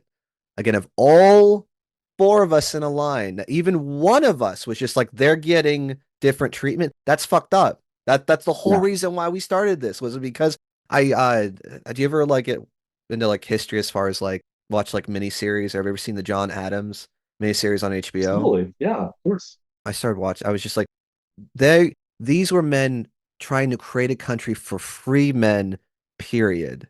We want to fight for free men. We believe if you're here, every man's a free man. And it's like, can you even imagine? Again, we're just hypothesizing. Can you even imagine what if we did have a country where that wasn't the case? Where again, there has to be a bad person, or it's like there has to be someone to a sacrificial lamb, so to speak. It's sobering. It's so fucking sobering. So please do not apologize for talking about this over the music, dude. Like, it's my fucking show. The people who listen, what I want to fucking talk about. And we're talking about Critical Race Theory. Ah. And maybe Marvel superheroes at the end. I don't know. Then maybe. Then maybe. Can you go longer? Like, I want you to get food. Can we do another 20 minutes, another 20, 30 minutes? We can do the 20 minutes. You got it, man. Thanks, baby. I'm You're so, here for you. I'm so here for sweet you. with me. I appreciate you. No, yeah, dude, this is a deep conversation, and do you miss this? I mean, I know you used to do that as a professor. Now you consult. I mean, you probably can tell me the contract, but like, I guess what are you doing now? Yeah, so I was, I left academia in May, and I became a consultant, and I work with a firm here in Seattle, and the firm addresses a lot of the issues that I've been talking about tonight. I mean, primarily it's like working with organizations of all kinds, it's either for-profit, nonprofit, governmental organizations that want to have a stronger sense of belonging and within their organization, and the incentive, the people showing up to work feel like they belong, they're going to stick around, and they're also going to do better work because they feel invested. Exactly. They feel, yeah. So I've shifted into doing consultant work around helping organizations, achieve that sort of authentic belonging that they really want. There's a lot of things to overcome. I mean, think about, your work experience and how easy it is to feel alienated in that work experience. It's really easy, right? I was just sharing to you over like literally a phone call. Like I work for, again, when you feel like you have a job that doesn't like seriously, they'll step over you in the gutter. That's not a Yeah, fun place to work. That's not oh my God. it's not. And the risk there is that, if you don't really feel like you belong, and you're on this job and you're gaining all of this incredible experience, and there's all these things that like you can't train someone. That experience is invaluable. And if you decide to leave, that organization is being robbed of your talent and your experience, and also you're going through untold economic instability. Is there a way to avoid that? Keep people engaged in their work, actually have a workplace that you would be looking forward to go to. Exactly. Imagine that, right? Wouldn't that be cool, right? Like I feel like Dorothy, like I'm somewhere over the rainbow. I'll find a job that gives a shit about me. that's right, So That's crazy that that's a fantasy. Like that makes me sad. Is that, oh God? And I know I'm not the only one. it's really possible. There's definitely a way for places where we work, where we spend so much of our time, 40 hours more a week or something at a place. And it's possible for that workplace to be a social context where you are empowered and you feel like yourself and you're happy to go there. It's actually possible. I think too often, people like they give up and they think, well, my life at work is I'm never going to be the real me at work. I'm going to mask all my feelings. I'm going to just go, I'm going to I'm going to kind of withdraw. I'm going to go get my work done. And they think to themselves that's sustainable. And it's actually not. You're not going to be able to spend 25 years faking it. Can I ask you a question? Do you think America kind of breeds that kind of working environment though? Like, do you think it's feasible at this economic time and the fucking world we're living in? Do you think that's legitimately feasible or is that a fantasy? Oh, it's absolutely feasible. And I worked with the Department of Revenue here in Washington with part of the Washington Department of Revenue that has this family credit tax credit. All the people do in this department is help Washington families get money back from the sales tax that they pay. Oh, wow. And That's amazing. it is absolutely the happiest workplace I've ever seen. They believe in their job. They like each other. These people were friends. I mean, they're like showing up to work and they're just hanging out with their friends all day, and they're doing work that they really believe in. And I feel like, man, that's the model. There's lots of workplaces could make that happen. It doesn't have to just, I think it could be, even Amazon or something like that. It does a lot of work trying to figure out like how can we make people excited to come to work every day. And then the idea there is that like people are going to have to go to work anyway. And if we want to hang on to the experience and talent that we have recruited, we have to feed the emotional needs of the people who are coming in. It's totally possible. I mean, there's a better world. With a pizza party. Woo! It goes There you go. and it goes way beyond the tropes of like the pizza party or like the Hawaiian shirt day or whatever it is. I mean, it's those things are really trivial and they don't work at all. In fact, they can do the opposite, where people can feel even more alienated because it's the Hawaiian shirt day and the pizza day, and they go there and they still hate it. I mean, their morale is just getting pummeled. Thank So you for the free pizza at this shitty job that I just dream of burning down. that's all right. Yeah. No, well, okay, so you said it's possible. It's just I want to figure out how we can do it because it just does seem that, like, again, things are getting more expensive. People don't care about work morale.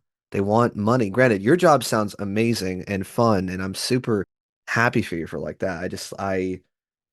Yeah, it's hard for me to believe. It's really about connecting with your leadership, right, and getting them on board with some principles. Saying like, because when you're admin, when you're leadership, when you're the supervisor, it's easy to forget that there's more happening around you than performance numbers. Yeah, And there's like work. real human beings that are happening. There's like real human lives that are happening. And how attentive are you to like the real human needs that are happening around you? And rather than seeing that as it's like admin sometimes sees investing in people as like a side quest or like some sort of like lower order, I love that analogy.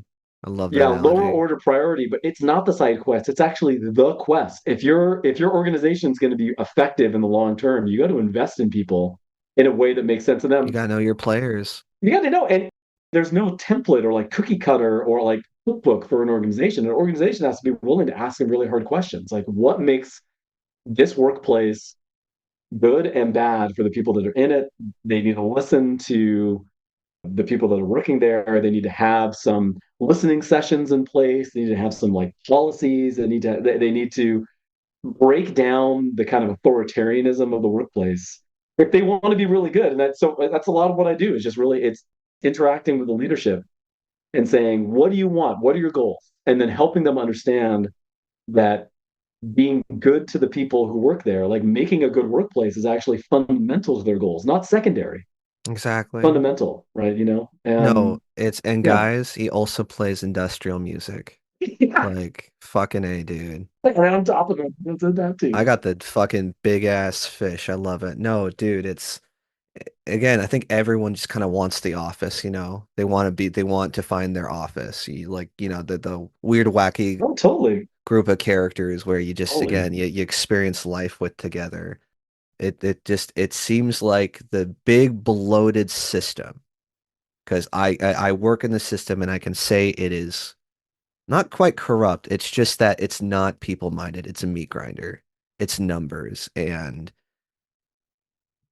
like if we don't have those good people on the front lines, it's like it makes me think like the dam will break if you don't have the workers fed and taken care of. And that's a scary place to even imagine. That's so freaking scary. Like having all this conversation and be like, yeah, and I don't know. I don't want to quite say like riots in the streets, but I mean, I don't know if it's only going to get more expensive to live here, if Yeah. there's only going to just be because I don't know, have you ever experienced or seen like the whole, have you ever been to like a drive-through and just see like they can't keep the workers?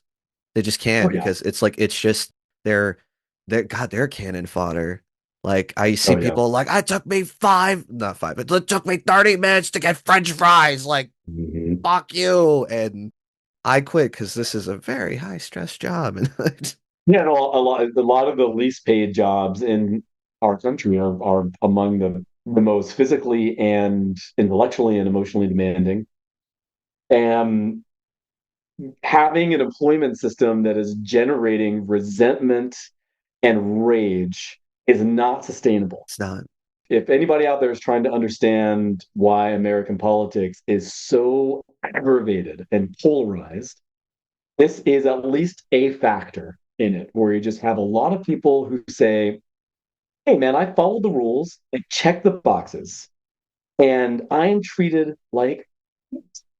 And so, why should I be invested in anything that society has to offer me? And that's a totally legitimate place to be, right? And it's not sustainable and it's expensive. I want to point that out that having high turnover in minimum wage jobs is actually more expensive than having paying those people better and having them happier at work. In the long run, it's actually much more expensive to continue hiring and training people. Absolutely. And that's why I want to have these conversations because it's again, it's for the people who would turn it off. It'd be like, if critical, right? I heard that's a word I don't like. No, it's this conversation need to be had because like we can't get better as a society, as America, unless we have some hard conversations. We're like, bruh, it's like again, people can't afford houses. They're feeding us poison that we also can't afford. Like it's how much home like, again and it's crazy. I was fawning over your middle classness. There again, it was called middle class. That used to be something. Now Yeah, you're mostly again, it's I man, dude, yeah. it's I'm sorry for everyone to tell you it's shitty outside. Like it's not sunshine rainbows. It sucks. It does suck. We'll get better, but we have to talk about it kind of sucking. So sorry guys. Maybe what I'll say on that is that it doesn't suck on accident.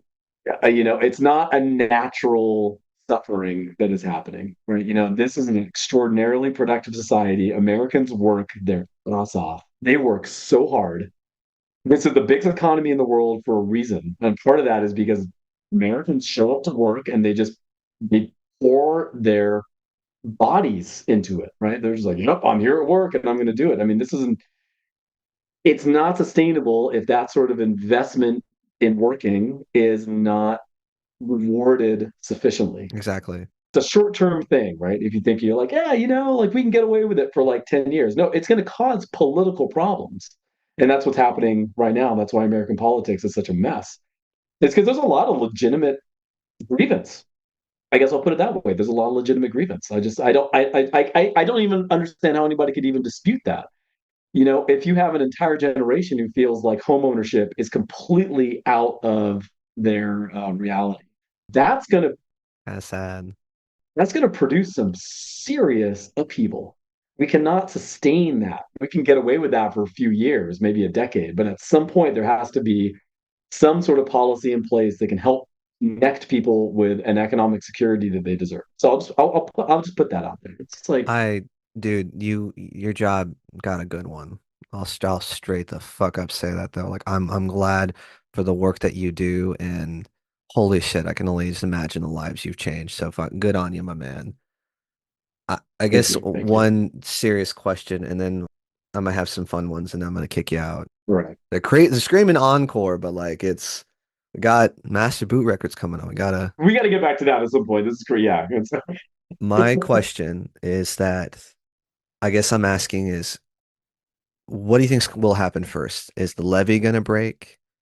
Is it gonna get to a point where it cannot be sustained and the machine breaks and some fucked up shit's happening, or can we legitimately do something about it? Like, what do you think will come first? Or look at our trends. Like, what trending? What is it looking like now? Where we're headed? Yeah. So we can draw some lessons from American history. This is not the first time that the United States has been in the sort of position it's in now. So there is unprecedented wealth inequality in the United States. And everybody's working hard, right? That wealth inequality is not because some people are dropping the ball. Everybody's working hard. It's that the cost of economic security is extraordinarily high. So economic security is how do you get that? You get that through owning assets in the United States. You don't get that through working Yeah, necessarily. And so if let's go back to the 1890s, that's the Gilded Age, that this is the era of the Vanderbilts and the Rockefellers, right? And also the era, that 30-year period, 1890 up until, the end of the 1920s is also factory workers, the jungle. Think absolutely, about like again, we're barely affording a yeah, nickel, and we have all this food and this land. And why are yeah, some people eating caviar and some people are yeah. literally eating dirt flavored chicken? Like, So we've been there before. okay, It changed, for lots of complicated reasons. But I think the important thing to focus on is that there's nothing inevitable or natural about a society that is so divided economically, where you just have incredibly, stupendously wealthy people, and then this massive, this lot of people who feel like they're going to die poor. That's nothing natural about that. We no. get to choose that as a society. And so, all the options are on the table. There's all sorts of things that we could do. It's going to depend on the sorts of demands that people make collectively and how they make those demands. And I don't think anybody can really predict the future, but I think we have an election coming up, and We do. I Holy shit. cannot see a way. No matter who wins in this election, I can't see a way that it does not instigate further political chaos. I think that we are in a place that's similar maybe to the 1840s and 50s. This is before the American Civil War, where there was a significant subset of the American population felt like they could not share a country with another subset. Exactly. Like they just there's no sort of like discourse or common ground. It was coming down to a sort of hatred. And I think that I don't see that trend reversing anytime soon, and we would all be reasonably frightened. You really think so? I mean, because I'm just literally thinking about the movie came out this year called Civil War, where I think that was literally what. Yeah, So I don't know. okay. I'm hearing those examples, and I love this conversation. Like I don't know why this is like caviar to me, where I'm just like, oh my God, my God. My wife's gonna be like, what do you guys talk about? I'm like, what didn't we talk about? Those examples all have wars improving the country. Either we're fighting against brother or we're fighting across the pond. Uh, And that's sad to me that it seems like the only way we're going to get out of here if we fucking kill more people. That makes me sad. that's a major dilemma, and that's something that I want to see avoided. Yeah.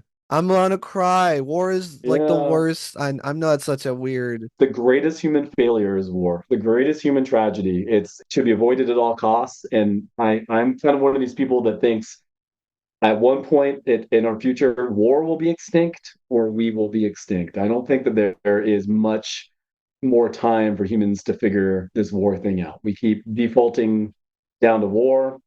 We've been doing this for like 11,000 years. And with our technological advancement, it's kind of gotten to the point where we can't continue to make the same mistake. It's fuck. You know, That's worse. Okay, so the answer for both situations is we'll see. Fuck, I don't like that game. I don't like that game. that's always it. And I think anybody who says, who feels like, oh, I know where it's going to go is lying to you. But I think we have to be prepared for a lot more political violence in America's future. And I don't think that it's going to be people in blue uniforms and people in gray uniforms. I don't think it's necessarily going to have these old traditional demarcations of a north or a south or something like that. But I think it's probably going to continue to escalate until this country can figure out a way to come together again.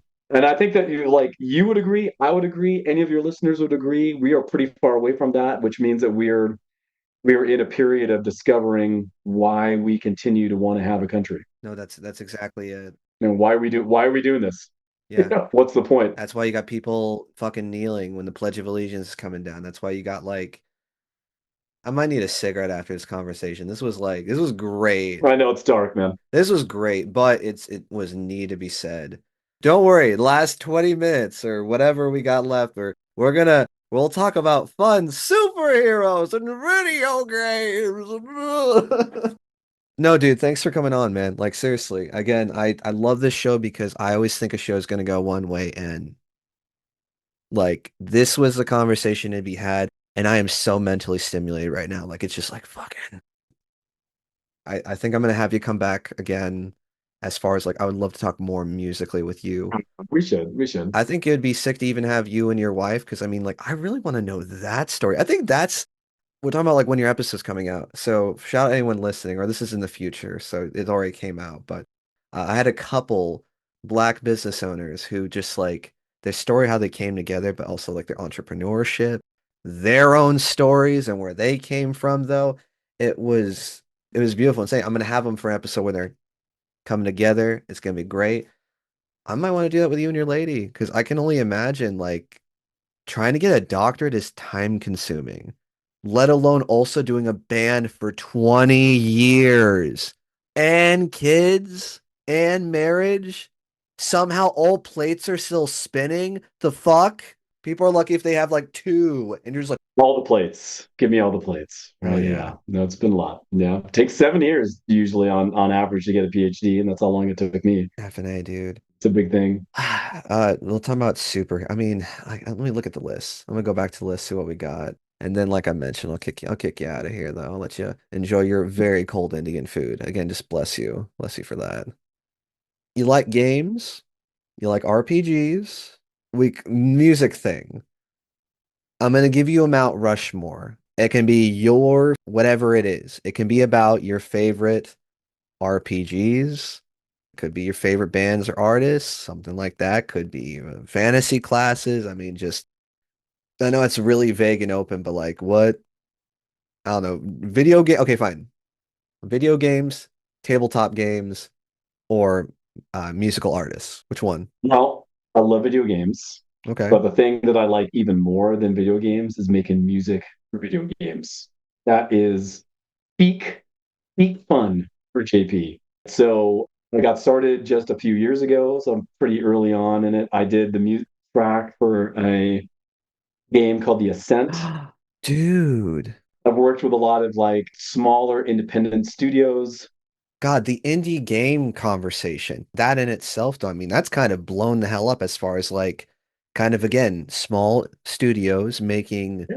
really out there games. And it's almost like again, there's that's such a weird market that they're like, hey, you are in the business of making music specifically for Yeah. They get a hold of me, and the first thing I tell them is I'm like, hey, if you're looking for just a basic techno track, don't hire me. Use AI. Seriously, just make an AI song, whatever. But if you're looking for if you want the music to project a particular emotion that's complicated, that AI could never understand, right? Mischievous, sort of scary. be empowering. Mm. I got you. I can put that all together. And you know what? Yes, you could not ask AI to do that. You should absolutely hire me to do that. And that's the most fun I've ever had making music because they're coming to me with the world. Because what does that sound like? Yeah, what is that? What is that? What is that? What is that? And like I love the problem solving aspect of it, where it's like okay, I got to hit these emotions all at once, like sort of mischievous, irreverent, sort of fun, silly, jokery sort of things. But you also want it to have some stakes, like you're worried that your character is gonna die, and then at the same time, you want the music to demonstrate that you have agency in this world. That's a cool, like, emotional puzzle to put together, right? And so, It sets the tone. It's like this is this plane of existence soundtrack. I mean, it's like it's literally the theme. It's like when you come here, when you're doing this, like you will feel like I mean, this is the conversation. This is the yeah, it fucking is. conversation That's right what here. blows me away. So you're doing that now as far as like that would be cool if you could just do that as a permanent career. Just be like, Yeah, yeah. I mean, that would be, that'd be great. So I've already gotten, maybe about like 6 clients. yeah, okay. And I think now at this point, it's like I can kind of establish a production company and I can start saying, hey, this is the thing I do now. Now I have like a little bit of a track record. So that's the end game goal is the production company where you do a little bit and then you can like Yeah, yeah. So, and I've also been working with some YouTubers, some podcasters as well, they have an episode that's telling this story, and they come to me and they're like, "This is a really complicated story, like it involves all these different factors. Like, can you mush all this stuff together?" And for me, that's just like that's musical creation enjoyment is just doing this weird sort of problem solving and like delivering this track, which without the listener even realizing it, just all subconsciously I'm hitting all these buttons of like, I want you to be both scared and empowered. And I also want you to be having fun, but I also want you to have a sense of mystery. And like, that's so fun. and how do you like there's no blueprint for that. There's no like it's again you're kind of building it's this they mentioned this at one of my jobs. It's like you're building the airplane while it's in the air. That's it. Do this and then made a game. It's like, no, we want to make this weird. Okay, here's the better question. Here's the better question for your Rushmore. No Rushmore. I took away your monument. Bad. Sorry, JP. No Rushmore for you. You got unlimited budget. You can make the specific universe, the specific game, and of course you're doing the music. What what would you make? The sky's the limit. I really want to make a soundtrack that encompasses the entire world. It's immediately immersive. Like right, from like 2 seconds in, you realize, oh shit, here's where we are. It I want to draw people in. I want to give people a break from reality. I think they deserve that. Reality is just so crushing and grinding, and there's no way you can continue without taking a break from it. So unlimited budget, yeah, it would just be sonically creating this entire world and being inspired by the imagery and the storytelling of the game maker, right? So they're saying like, here are our characters, here's our conflicts, here's our tensions, here's the literal visual aspect of it. Like, how does that sound, right? Like so they, a lot of times they'll come to me and they'll say like, here's a clip from the video game. What's the sound of this thing, And so I have to take a look at it and think, okay, what are they referencing that they don't even know they're referencing? So what would you try to make then? What's your universe and Yeah, world? Do you yeah. I mean, if you could make anything?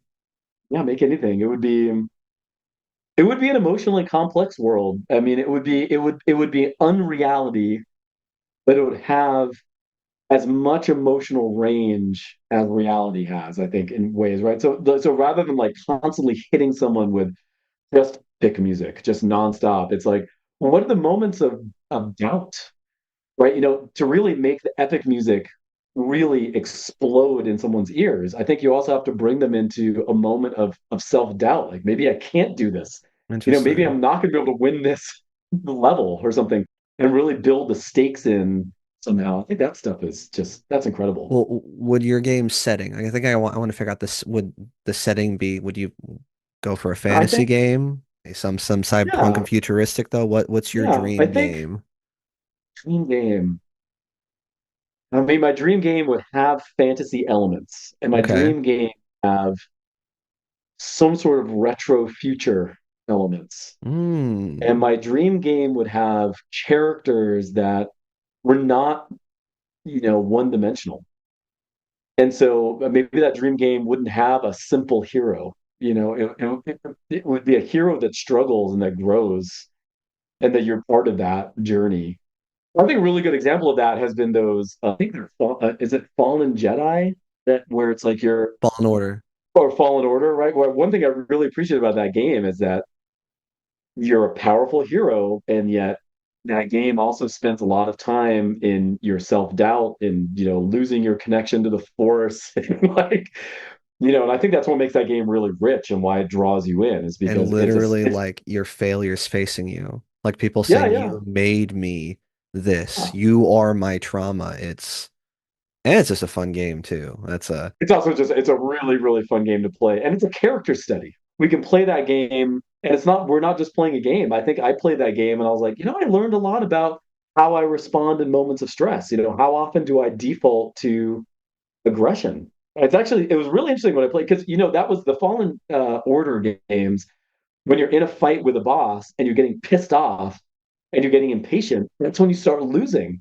So they did an amazing job with that game, where you have to actually embody that Jedi and calm yourself down.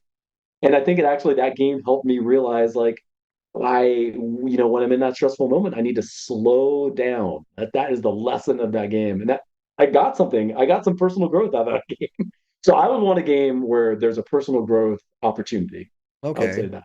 Well, let me ask you this. Would you do party management or would you do that kind of I mean, maybe that single character focus that can branch out and meet other characters? There's something incredibly satisfying about writing a theme for a character, because you really make a single character come alive when they have a theme, and there's many iterations of that theme. The theme pops up in all these different ways. There's a high energy, a low energy, there's an empower, there's a doubtful, an anxious, there's a tender side of that theme, but you can figure out how to take those same notes, and you can be like, yeah, I can make that theme speak to every aspect of this character's journey. That is incredibly satisfying. But when you're dealing with party dynamics, multiple people, then you get to write the relationships that are happening and that are growing. So you have people who don't work well together, but they're growing into a place where they do work well together. And you can sonically cue that, so Yeah. that you can have discordant music when they're struggling to figure out how to work together. And then there's this sort of unity. I think I like to play a lot with harmonies when you have like multiple characters and their harmonies suddenly start to click. Oh, dude, it's beautiful. It's like perfect music. Okay, so back to the point. So is your game gonna have you are the single focal point to other people, or do you want to do a party-based game where you can make those harmonies? Well, I think that video games are most often played by one person. And so I think that you need to attend pretty closely to actually someone is alone and they're playing this game. So they need music that speaks to a personal journey. That has to be. But I think effective video games are never just one person's story. It's Exactly. always about relationship. And so you have to have music that speaks to the evolution of those relationships. That's so exciting to me, to be able to tell that story sonically, Interesting. to be able to, I mean, essentially help the game creators tell that story. The music is really what locks it in. If the music is not right, Oh, dude. I mean, have you ever played a video game where the music is just letting you down the whole time? I'm trying to, well, to be quite frank, I can't think of the last one I was like, this music is literally killing me. Like, I can't. Can you remember the last game where you're like, that soundtrack was bunk? Most video game composers are really good at what they do. You don't even notice how good it You, is. you, you You don't just, even notice. You yep. just feel, and you're just lost in it. And that's when soundtrack is really hitting the mark. I collect vinyl and Oh, I nice. actually Yeah. got some video game soundtracks. I'm gonna go like grab some and we're gonna talk about Okay. that for half a Yeah, second. do it. Do it. Before I walk away. Have you played Baldur's Gate 3? Oh, yeah. Oh, man. Okay, okay, What an okay. amazing All game. right. Oh, my I'm talking to a God. real hardcore gamer because bro, right? right? Because literally this entire conversation, I'm just like, so you want to make Baldur's Gate 3? That's also That's pretty much yeah. That's pretty much it. That would be my dream contract right there. Oh Something like God. Baldur's Gate 3 because they're making room for so much human storytelling. Oh I my mean, so much like God. kind of emotional experience. So to be asked to make the music for that would be just incredible. I would ditch everything to do that. Okay, I found the dream job. No, dude, like it. We'll grab it, and then we're gonna nerd out about BG3 moments. I mean, uh, who do you have sex with? You gotta. There's only one right answer. I don't know, man. Is it the half orc, the main protagonist? Well, technically, it's whoever you make, but I mean, like, who is your romance option? What was my romance option? You're giving me a whole nother perspective on the game. I think I might have played the whole game without connecting to my romance. Did you not? You didn't schmack on anybody? You didn't like. Not I don't even. think Not even Halson came around. He's like, "Hey, buddy, I like the cut of your jib. You're so nice to everybody. You want to have sex in the forest, I was playing it that way. I would like to replay it with that lens. dude, dude." Dude, I don't want to say you missed the game, but you missed the game, buddy. I think Like, I might have missed the bruh, game. Maybe I was paying attention to the wrong things. That's an infinitely replayable game, by the way, right? that's so fun. So, We're gonna talk, bro. Cause the only right answer is everyone. Like, I had us the slut playthrough, and everybody got it. Like the animals, the tentacle monsters. Nobody was. I'm sorry. I'm clipping that. I'm clipping that. All right. tentacle monsters, Oh, that's the right dude. answer. Any monster with tentacles, any mind flare. Oh man. So just be right back, and I promise you'll leave soon. I'm having the best time. Thank you for staying. Oh my God, dude, that's oh my God. Oh, this is the best conversation ever. Oh my God. All right. So maybe I only have like one or two that's not in this collection, but this is actually most of the stuff. So I didn't know that you were a vinyl collector. So let me send you a vinyl copy of Rabajunk's latest because I'm Really? because I'm Really? honestly interested. I would like to get your take on it Okay. because that is one emotionally fucked up record. Okay. And we're talking And about so Apocalypse, like yeah, Apocalypse for Beginners. That record is dude. That is a messy person made that album. Ooh. dude, You'll I you'll hear it.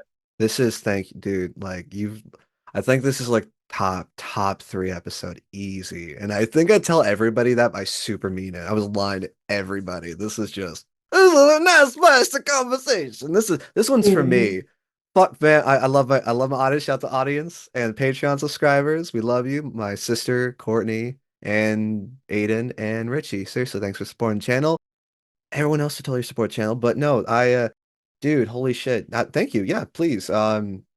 Address would be we can talk after.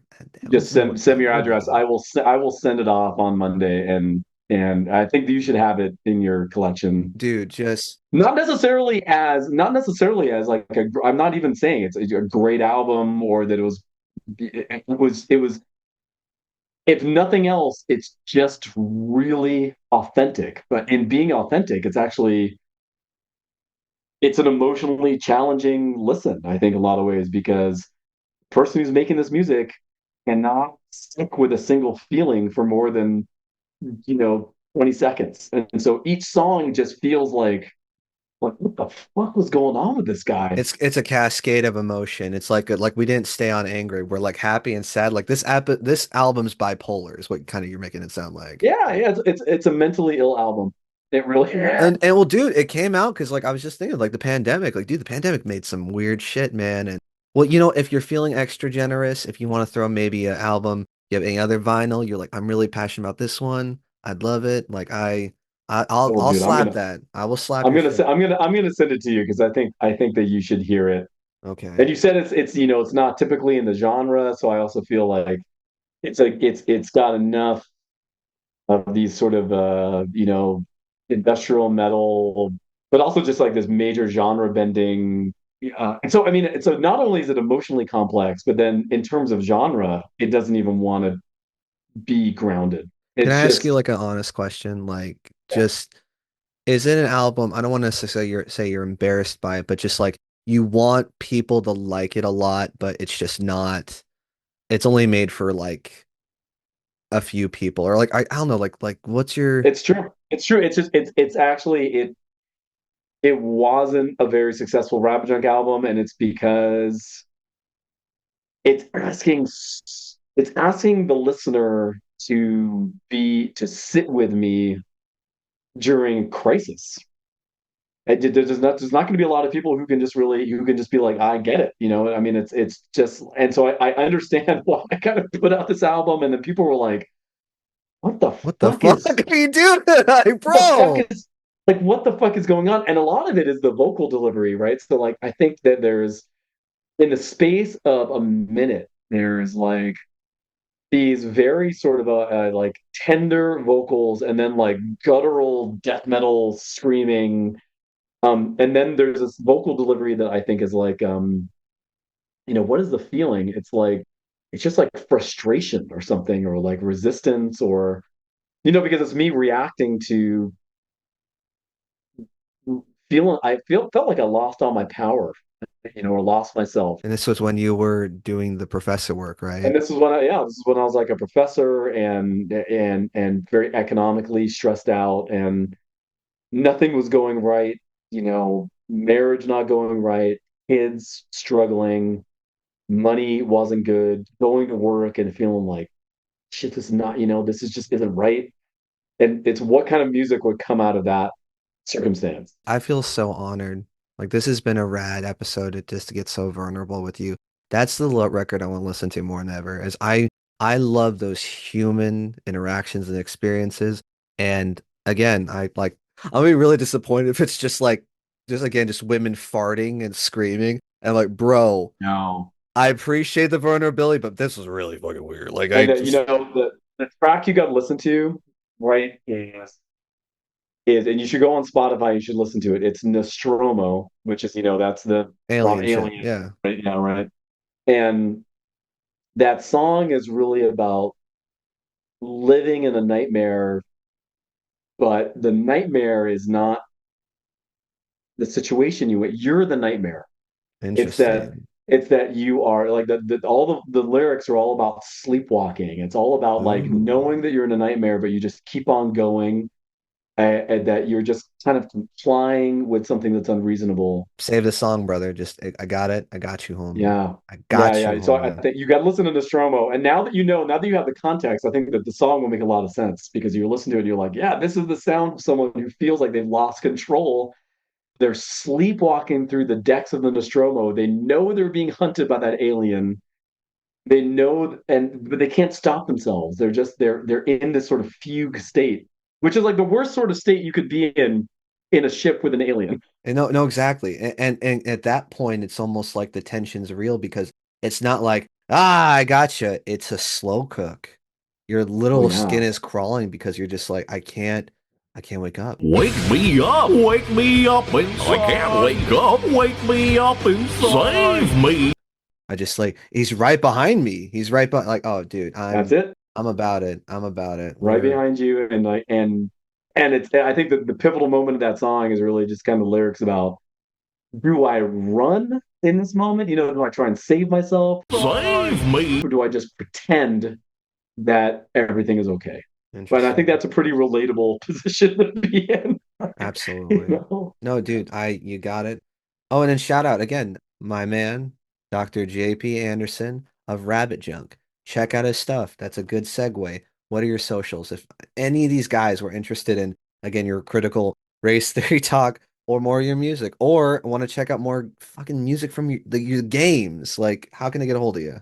Yeah. So if you want to go to Instagram, it's just Rabbit Junk Band. If you want to go to Facebook, it's Rabbit Junk Official. If you want to go to Spotify, it's the only Rabbit Junk, so you can just look up Rabbit Junk on Spotify. If you're looking for the vibe of their music, guys, it's like again, I don't know if you got the reference. Did you get the reference when I mentioned about the Blade rave? Oh yeah, oh yeah, yeah. Okay. I mean, that's the whole band is sort of in between. I mean, I think that's a struggle for people, because they're like, well, how do we categorize this? Is this, where does it belong? If you like Nine Inch Nails, Slayer, and NWA, if you like again, It's heavy, it's industrial, but you can jump up and down to it. Check them out. They were a fun concert. They were a jam. Rabbit Oh man, Junk. Check them out. thank you Oh very yeah. much. I hope people find something that they like. Oh dude. And there's a big range too, because I think that Rabbit Junk as a project has really been about trying to figure myself out. I mean, I'm just a bit of mystery to myself most of my life. Like, who the fuck am I? What is going on? There's a lot of shit going on, but I don't know what happened. Half of it, I don't know what the fuck it is, and so it's making these songs that have helped me just kind of understand myself. Try to figure that out. Just try to navigate those. Those are real questions everyone asks. Like, who am I? What am I doing here? Like, what's my purpose though? And again, like you mentioned with the gaming, you are creating the soundtrack to the universe that you're in. Like you are becoming the orchestra of saying, this is where my life is currently. And that's cool, man. Like again, like we all I feel like have those complex emotions and feelings, but you're making something really cool and beautiful and abstract with it. I will forever praise creators for doing that. So stay busy, stay hustling, my friend. You got something. Okay. Thank you, thank you. So what have you got in your hand? You got vinyls in your hand. Absolutely. No, it's just I is there anything else you want to chat about? Because like that was like I really that was I don't know, that was beautiful, man. Like I don't know, I just think I'm getting all introspective and just like, man, this is a conversation, man. Anything else you want to touch on before we jump in this? Because I think we're gonna wrap with this. No, that was a pretty good distillation of what Rabbit Junk is, I think. So yeah, but tell Yeah. me about these vinyls you have in your hand. You said, are they Righteous. video game soundtracks? They're all video game soundtracks. So I guess Oh I'm shit. asking is you might have played, I'm hoping you played most of them, and if you haven't, like this kind of touches on everything we talk about, like soundtracks making the scene. I'm definitely like, dude. So I did play The Ascent before. It's tight. Like it's so you did one song on that, or like you did the entire soundtrack for that. No, I was there. I was the first person that they contacted, and they said, "Hey, we heard this track. We want to use it." And so it was a track from an album called Rabbit Junk Will Die. I thought it was going to be the last Rabbit Junk album. That was 2018, and I hadn't put out a record in about 7 years, and so I wasn't expecting it to be received. Really, I was kind of like, "Yeah, I want to make this album for me." So I just made it. Um, and uh, yeah, they contacted me and they said there's this one track and we really want to use it for this cutscene. It's this kind of like cutscene in a club where the characters walk into this kind of nightclub and they end up getting attacked. And so that was my first video game contribution. So that was probably, that was pandemic Okay, that's what's 2020, up. maybe something like that.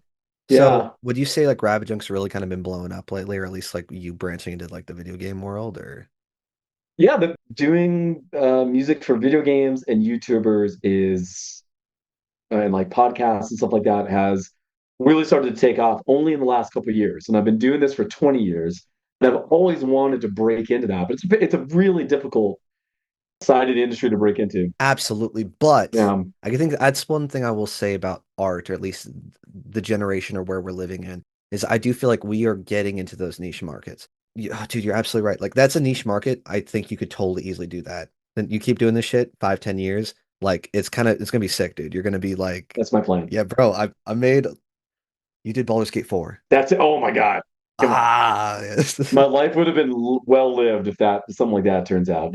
Well, I added it, Become Hell, it's on there. No, dude, I'm definitely checking your shit out. Like it feel funny. It's like I barely knew you and now I'm like, oh dude, like I'm only just more excited to get to know you. And I'm super excited to see what you think of these tracks. They're let's talk let's talk for like a half a second. You got it, dude. You got to eat your cold ass Indian food. I do have to go right here. I want to ask you one thing, but we'll again talk later. Basically, these are just soundtracks. Again, have you played them? Yes or no? You should. Okay. This one's no, we'll save this one. This one's have you heard about the Space Marine game that came out?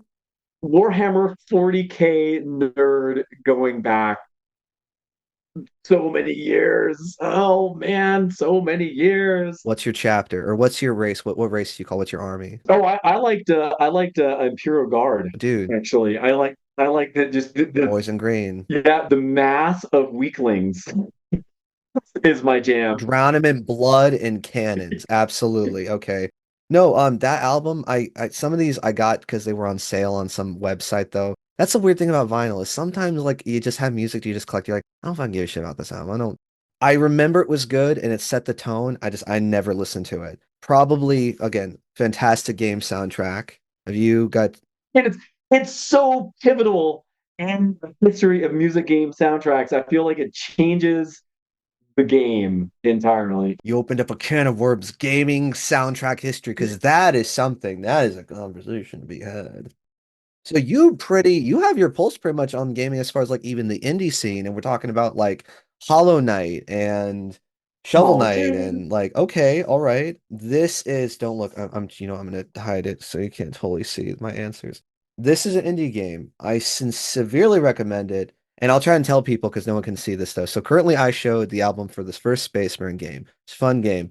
Doom 2016 banger. Just it changed, like you said, it changed the market on gaming soundtracks being like again something we put on a pedestal. Like this is quality. Yeah, I mean that's the, like that Doom soundtrack 2016. You just listen to it because the music is good. I mean, you just listen to it. It's not even about the game at that point. It's such an incredibly powerful and effective soundtrack, and it's super fucking heavy, but it evokes exactly the world. That is A+ soundtrack work. Absolutely, absolutely. I don't think anybody would disagree. And the people that don't even know what we're talking about, you've heard some of the music before. It's on all the memes. I think like BFG Division, where it's just like just breaking shit. It's yeah, I don't know. You've heard it. It's a good album. We slap with it. This is indie, but have you ever heard of the game called Darkwood? No, Okay, and I'm already into it based on the cover art. to anybody with a PC and want to get in the Halloween spirit, because that, do you like horror? Oh my god! Of course, Dude, you're just coming. You're not leaving, bro. You're not. Okay, we're not that's into that. But okay, this is an amazing game. It's from a top-down perspective. Not a lot of people like but the atmosphere and the soundtrack, like it evoked, like you said, all those mentions about feelings, about where you are, of your hopelessness and terror. This soundtrack, oh God, it sets it. It's Darkwood, so essentially you wake up in this Polish forest that does not end, and the game is in the day you explore and get resources, and at night you survive. Survive for what? That's what you got to find out. And it is the whole tagline of the game was they wanted to make a horror game with no jump scares, and they did it. Like so, nice. Well, sell. I got to give a plug down for these top-down games. You know, Okay. like don't reject these games because of the point of view. That's give it some time if you're not used to the top-down games. Top-down games are some of my favorite games.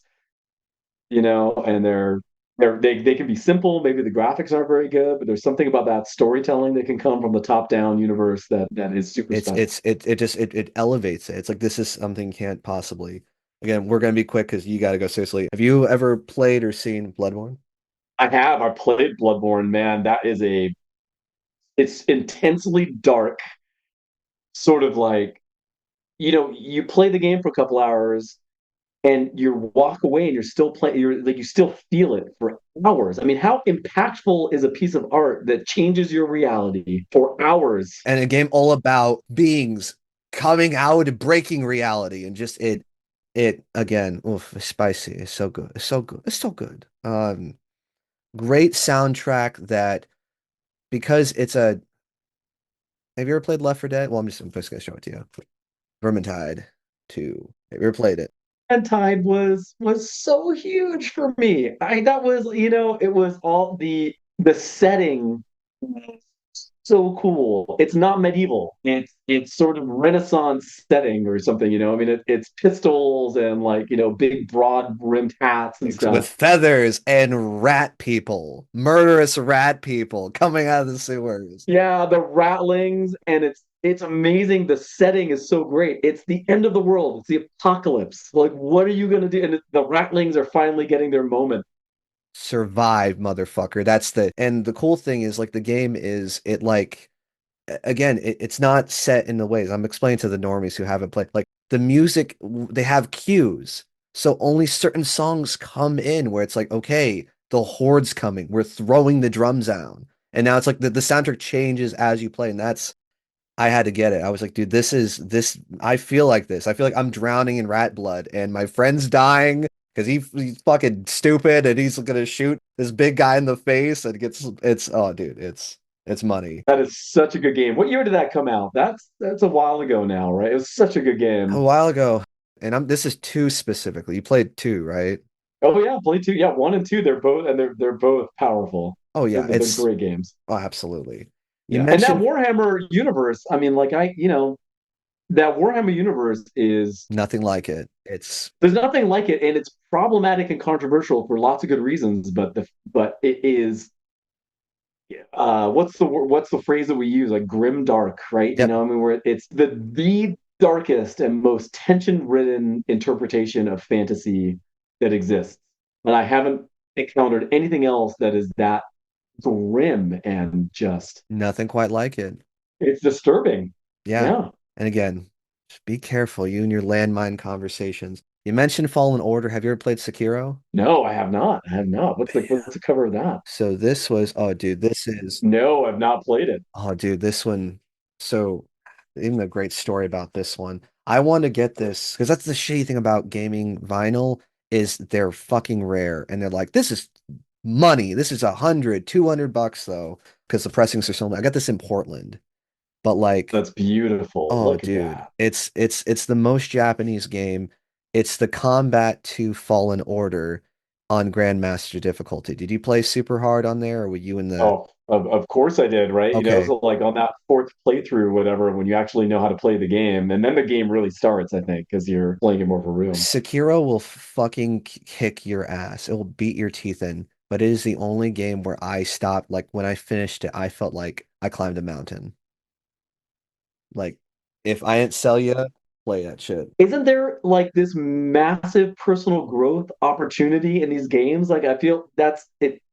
Like I feel like that's just like getting overlooked. Like you play these games and like you learn about yourself because you're being exposed to stress and you're like, how do I respond to that? Like what are my defaults? And like these games are like I think they taught me a lot of like understanding what happens to my mind and body when I'm experiencing a lot of adrenaline Oh yeah, absolutely. And again, and because it clicks, because you're like, again, you're failing a bunch. You're hitting your head against the wall. It's getting frustrating. constantly. But then you get in that you're surfing. You're hitting the combos. You're dodging just right. And finally that boss goes down. One, two, three. All right. And I would say this is probably the most, I would say next to Doom 2016, I feel like this soundtrack really cemented indie game soundtracks as being very important. Care to guess which one it is? The indie game. Not recent. Can't remember when it came out. No, you're gonna have to just show me. I don't think Yes. nothing's. I'm not sure what's coming to mind. Hotline Miami. Oh my God! You have a that is a gorgeous vinyl too. Look at that. Oh, dude, you don't even know. You don't even fucking know, my guy. Here goes. I know. Okay. This was, I'm not gonna lie, this was definitely expensive. This was like we had to, That's incredible. and then I'm just gonna show you one of the discs, so you kind of get it though. So for every mask of those three dudes, you get, or and then Wow, that is beautiful. I am obsessed with this game. The end game goal, I've only told this to a handful of people. Maybe I've said live, is if I had unlimited money, I've never directed, but I think if I knew how to do it, I think I'd make a halfway decent movie. But I would want to direct the movie adaptation to this because I just think the story is so mindfuckery and again, complicated themes and just I want to kind of get my viewers to ask questions like, why am I consuming this? If this is so bad for me, why is it so tantalizing? And yeah, man, dude, this game holds a special place in my heart. I got two as Yeah, well, but that I'll take a picture and just send that to you. So I think it's that video games have time that no other media has, and so you're interacting with it for 20 hours or something like that. And it's so you just can't put the complexity in a 2 hour movie. You It's can. much more like it's a playable novel Exactly. at that point, right? And a And good so one will let you yeah, decide what your story is. Will let you yeah, yeah, make it fucking go yeah. crazy. If you want to be slutty in Baldur's Gate 3, you can. If you want to just play the story mode, like Like, so I think that's kind of an unacknowledged development in our culture right now, is that we had novels that made us think about emotionally and intellectually complex questions, but they were ultimately linear, right? I mean, there's only one story, and then we have evolved. Now we have a story that is interactive and that has multiple endings or multiple storylines. You can play them over and over again. It's not like just reading a novel over and over again. exactly. Probably should be acknowledged as a real art form and not dismissed as a game. I mean, calling these things a game is trivializes the experience. I don't think. It's just a toy. It's just a Yeah, yeah, puzzle. It's just that it's you not win it. it and that's it. No, It's it's not. it's more than that. It's well, dude, here's me seeing I'm putting the good news out there. Like, we'll talk again when you have your studio, when you're making your perfect game, and you're making the perfect music to just surround me and give me this atmosphere. And I'm gonna pay for it. I'm gonna support it, and I'm excited to see what you keep making, man. Seriously, it's you got nothing but more hard work coming up, but it's you're gonna be so happy with the stuff you're putting out. So this is me to you, You, brother. man. Thank you. Wish me luck. That's really where I want to go. I'm very dedicated to Raven. There's more singles. There's more albums coming out. There's a lot more work to do there. And these experience that I'm having doing these video game soundtracks, it's top tier mentally and emotionally for me. And so I can't wait to do more of it. Heck yeah. And you know, yeah, guys, like seriously, my man's gotta go.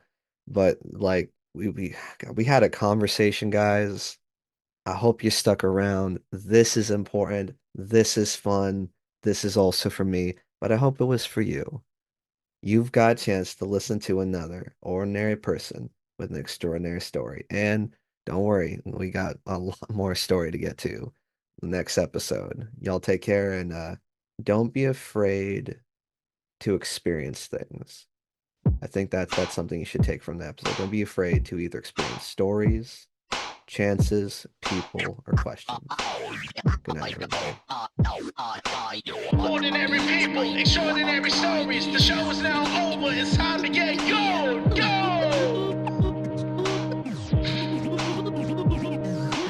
Ordinary people, extraordinary stories. Time for shut eye. Get your ass to the story.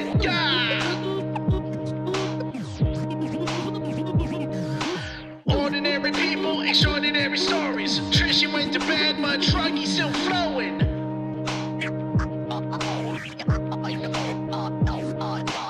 Ordinary people, extraordinary stories. The lights are going off, this microphone I'm throwing, you know it. Thanks everybody for listening to another episode of Ordinary People Extraordinary Stories. If you're interested in supporting the channel, please click the description below to look into our Patreon. I want to give a shout out to our exclusive patrons who've been donating to the channel. Again, I want to give a shout out to Courtney, Tamsin, and Richie. Without your help, we wouldn't be able to make these fine episodes, so thank you again. And for anyone else that's listening that believes they or they know somebody who has a very extraordinary story to tell, please feel free to email me at opespodcast@gmail.com.